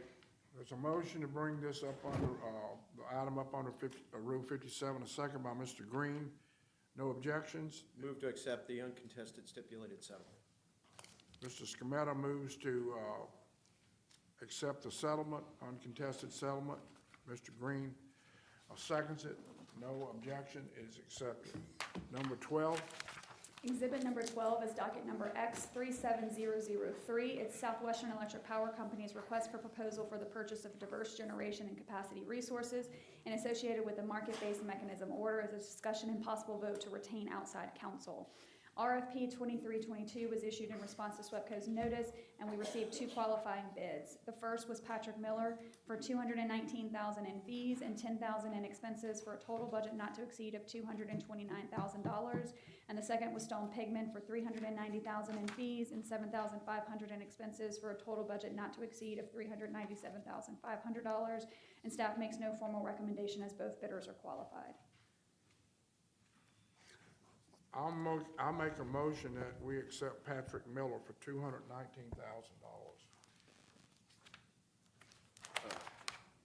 Is that what the quote is, 219? 219 and the other, A total of $229, $219 for fees and $10,000 for expenses. 390 for the other one, right? A second. There's a motion and a second. Any objection? No objection. Patrick Miller at $219,000 and some fees, right? Total of $348. Is that correct? No, sorry, the briefing sheet, the incorrect number, so the total budget not to exceed is $229,000. Okay. Accept it. Next one. Exhibit number 13 is a docket to be determined. This is 1803 Electric Cooperative's Formula Rate Plan Annual Report based upon test year ending December 31st, 2023. It's a discussion and possible vote to retain an outside consultant, and this was Exhibit 9 on April's business and executive session. And Commission Order Number U 36268 authorized a 3-year formula rate plan for 1803 beginning with test year 2023. And staff issued RFP 2311 seeking an outside consultant to review each of the 3 upcoming test years, and 3 qualifying bids were received. The first is J. Kennedy and Associates for $89,000 in fees and $2,000 in expenses for a total budget not to exceed of $89,000. The second is London Economics for $111,435 in fees and $8,112 in expenses for a total budget not to exceed of $119,547. And the third is United Professionals Company of $130,000 in fees and $1,500 in expenses for a total budget not to exceed of $131,500. And staff makes no recommendation as all bidders are qualified. I move to accept the bid of United Professionals for a total bid of $131,500 because it's a 3-year test period. Second. There's a motion to accept United Professional Company and a second by Mr. Green. A motion was made by Mr. Scametta. Any objections? No objections, accepted. All right, number 14. So exhibit number 14 has a possible executive session. We do have 2 other exhibit items after 14. I don't know, Chairman, would you like to move the executive session to the end? Let's get rid of the, not get The rid other of, 2? let's do the other 2. Okay, yeah. So moving to the rest of exhibit number 15 under reports, resolutions, discussions. The first is a report on the federal funding opportunities for electric utilities, and Mr. Fry was going to handle that. And Commissioner Lewis, I don't know if you wanted to say something first or just kind of summarize. Well, thank you, Mr. Chairman, and thank you, Secretary Fry. As you all know, I issued a directive on federal funding opportunities just on Thursday. Within my district at LaPlace, we had the Honorable Secretary of the Department of Energy, Jennifer Granholm, at New Wine Fellowship, where we opened a community lighthouse using federal dollars to ensure that community would have some relief during and resiliency during any potential storm. So I want to first thank Together Louisiana for that work and making the progress of what funds and federal funds can do to make our system more resilient. I also, after that, had a chance to talk with Secretary Granholm and Undersecretary of Infrastructure, David Crane, about all of these potential funding for our state. And I think it is extremely important when we talk about how we utilize and build a more resilient system that we utilize federal dollars to ensure that there's no ratepayer impact. I would really strongly encourage all of our utilities to look at adders and the production and investment tax credits to be given full consideration because we know so many of our areas, especially in my community, energy communities, meet the DOE criteria that would establish these 10 to 20% tax credits that would be. I was pleased to read majority of your responses, and I'll have Secretary Fry summarize Those, for all of those responses that were not filed confidentially, I do ask that they be placed into the record for the public to be aware. And I just want to say I will be keeping an extremely close eye on this particular issue because this is extremely important to me as we talk about building a better system, as how can we do this in a way that does not impact our ratepayers. And the investment, the IIJA and the IRA have given significant amount of opportunities for us to find innovative ways to build a stronger system that does not require impact on our people. And I will be using that and your process of applying as a way of review to ensure transparency and accountability, to ensure that Louisiana's got the best deal. And so I will yield now to Secretary Fry to kind of summarize what our electric utilities provided, and then we'll take any questions or call some if there's any questions from there. So we received written responses from essentially all the utilities, but two who were under the impression that they were going to give an oral report, but they forwarded their information to me. So I'll summarize that as well. And I know the chair loves acronyms, so I'm going to use all of them I can. But no, I'm actually going to use some of these out. One kind of big thing I wanted to announce first is that the HERO program, which stands for Hubs for Resilient Energy Operations, the state received a $250 million grant, and that was through a partnership. All of our utilities were part of that, as well as the PSC, Department of Energy, the Division of Administration, the Governor's Office, GOSEP. There was a huge group worked together. No specific projects have been funded yet. That'll be coming, so the utilities could have access to some of those projects. They could be third parties, like the Community Lighthouse that Commissioner Lewis referred to. So that's funding that has been received already.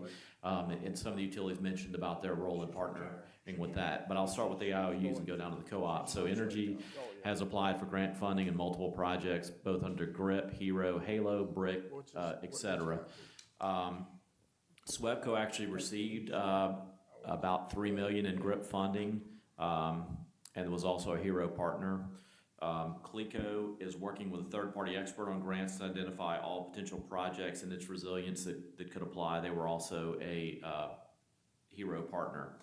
The co-ops, we got responses from SLIMCO, Point Capee, Concordia, the 1803 group, DEMCO, and ALEC. Part of the 1803 is confidential, so I won't go into the specifics of that, but all of the co-ops are looking at New Era funding, which is empowering rural America, and it provides tax credits for certain renewable power, so they're all looking at the opportunities to receive that funding. 1803 is looking at additional programs, as is DEMCO, Jeff Davis, and SLECA were partners in a GRIP application that unfortunately wasn't granted in round one, but there will be additional GRIP funding, and they're hopeful that that project can be approved then. That's for some much needed transmission upgrades that, to your point, would be funded by the federal government, not the ratepayers. So that kind of summarizes at a high level. If you have specifics about any of them, I know most of them are here and can provide info, but it's encouraging that they are looking at the funding, is what you and I have both seen, and we will post all those on the website. Thank you, and I want to thank all of the utilities for their responses to this directive, and then also your engagement in federal funds. As you know, I've been a big supporter of Entergy Louisiana's GRIP application, particularly in North Baton Rouge, and I'm encouraged that we will continue to work on that in this new phase. I made a direct plea to the secretary myself about that, so we'll see if she heard, but I also mentioned the co-ops as well. And so I think this is an important time for us in this industry, and so I just want to encourage all of us once again to be as creative as possible, innovative as possible, but also utilizing these federal funds to not put a lot of what we know we need to do in investments on the back of our Louisiana ratepayers. As we know, our rates are low here in Louisiana, but the cost of energy insecurity and energy burden is only going to continue to rise if we do not do what is correct. And so I look forward to continuing working with you all, and thank you for your responses to this directive. Any further questions? The motion? No motion, just a report. Okay, what's next? So we have two vote ratifications also under exhibit number 15. The first is a discussion and possible vote to ratify a vote taken by Commissioner Green via proxy acting as the commission's representative on the board of directors of the Organization of MISO States. Staff followed the protocol set forth in Special Order 17/2019 to consult with the executive secretary and the chairman and to make a recommendation to Commissioner Green prior to the vote. The protocols also require that the votes taken be ratified at a following B&E. OMS prepared comments supporting MISO's reliability-based demand curve filing at FERC docket number ER23-2977.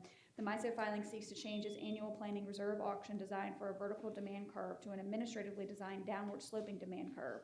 This likely will result in a higher auction clearing price, and it may require load-serving utilities to acquire more than the 1 day in 10-year loss of load requirement. Based on Commission staff's recommendation, the Commission voted no on these comments. Staff recommends that the Commission ratify Commissioner Green's vote via proxy taken on October 26, 2023. Move to ratify the vote by Commissioner Green by proxy. I'll second. Motion Abstain. to ratify the action Mr. Green took, and second by Mr. Mr. Francis will do. Yeah, I'll do it, I'll do it. Abstain. All right, it's passed. Any objection? No objections. Also under exhibit number 15, there's a discussion and possible vote to ratify votes taken by Vice Chairman Francis, acting as the Commission's representative on the Regional State Committee of the Southwest Power Pool. Staff followed the protocol set forth in Special Order 17/2019, and the protocols also require that the votes taken be ratified at a following B&E, and there were 6 substantive voting items before the RSC. The first voting item was a motion to allow the cost of certain byway transmission facilities paid under SPP's Highway Byway Cost Allocation regime to be reallocated and charged to all customers in the SPP region. Vice Chairman Francis voted no to this motion in accordance with staff's recommendation. The second voting item was two related motions to modify eligibility for safe harbor funding of base plan upgrades under the SPP tariff.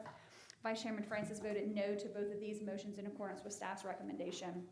The third voting item was a motion to establish accreditation of renewable resources based on their effective load carrying capability.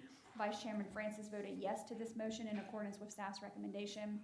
The fourth voting item was to establish capacity accreditation for conventional resources using a performance-based accreditation approach. Vice Chairman Francis voted yes to this motion in accordance with staff's recommendation.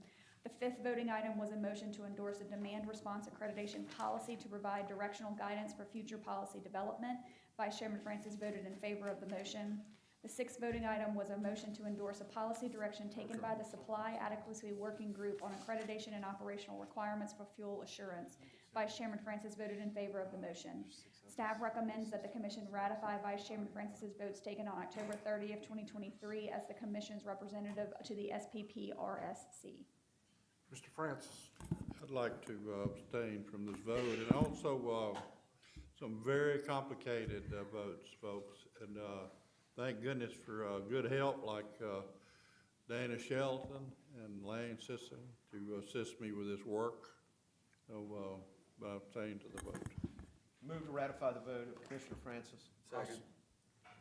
Mr. Scametta moves to ratify the vote, second by Mr. Green. Is there any objection? No objections. Vote is ratified. Now let's go back, right? Actually, one more. All right, one more. What's the next one? Exhibit number 16 is docket number U36812. This is Utility Inc. of Louisiana's Formula Rate Plan Annual Report for the 2022 test year. It's a discussion and possible vote on a joint report and draft order. UIL filed its annual Formula Rate Plan report for the test year ending December 31st, 2022 on May 23rd, 2023 in compliance with Commission Order number U36003, and notice was published in the Commission's official bulletin with no interveners. UIL's FRP provides for an ROA rate bandwidth with a lower limit of 9% and an upper bandwidth of 10%, and should the ROE fall below the bandwidth or above the bandwidth, it is reset to the lower limit of 9%. It's reset. In its 2022 FRP annual report, UIL requested an increase in water revenues of $365,440 and an increase in wastewater revenues of $798,991 for a total revenue increase of $1,164,431. This equates to approximately a 5% increase in water rates and a 6.6% increase in wastewater rates. Staff filed its report and recommendation on August 24th, 2023, and staff's examination resulted in adjustments to the allocation percentages between water and wastewater in regards to annualized compensation and related benefits. Staff recommended an increase in water revenues of $331,260 and an increase in wastewater revenues of $754,189 for a total revenue increase of $1,085,449. UIL filed its correspondence into the record on August 29, 2023, advising the staff that UIL accepts the findings. And October 13, 2023, staff and UIL filed their joint report and draft order summarizing the proceedings. As there are no unresolved issues, staff recommends that the commission accept the joint report and issue the draft order, both filed into the record on October 13th, 2023. Move to accept staff recommendation. Second. Mr. Scamata, yeah, I'm going out the door. Made a motion to move to accept, staff recommendation, second by Mr. Green, no objections, accepted. So we are moving back to Exhibit 14. I'm going to read it into the record. I ask that everybody please stay seated until we have a read into the record and a motion to go into executive session. It's for docket numbers EL21-56 and EL18-152, which is the Commission versus System Energy Resources. And then it's a possible executive session to discuss litigation strategy pursuant to revised statute 4216X, and we'll entertain a motion to go into executive session. Motion to go into executive session. That includes me. And if everybody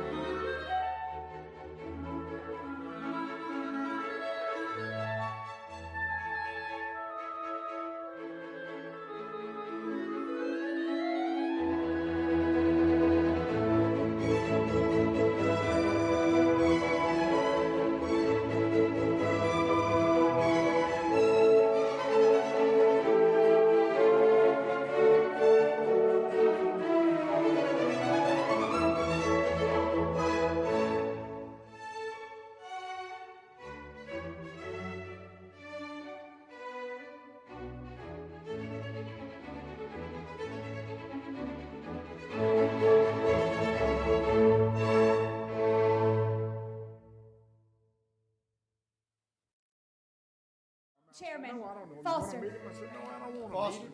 Hell, what good does it? We are back on the record, so we'll entertain a motion to come out of executive session. Move to come out of executive session. Second. Second, let me just say this too. I hope y'all have a nice Thanksgiving, and I hope y'all all come up to Natchitoches.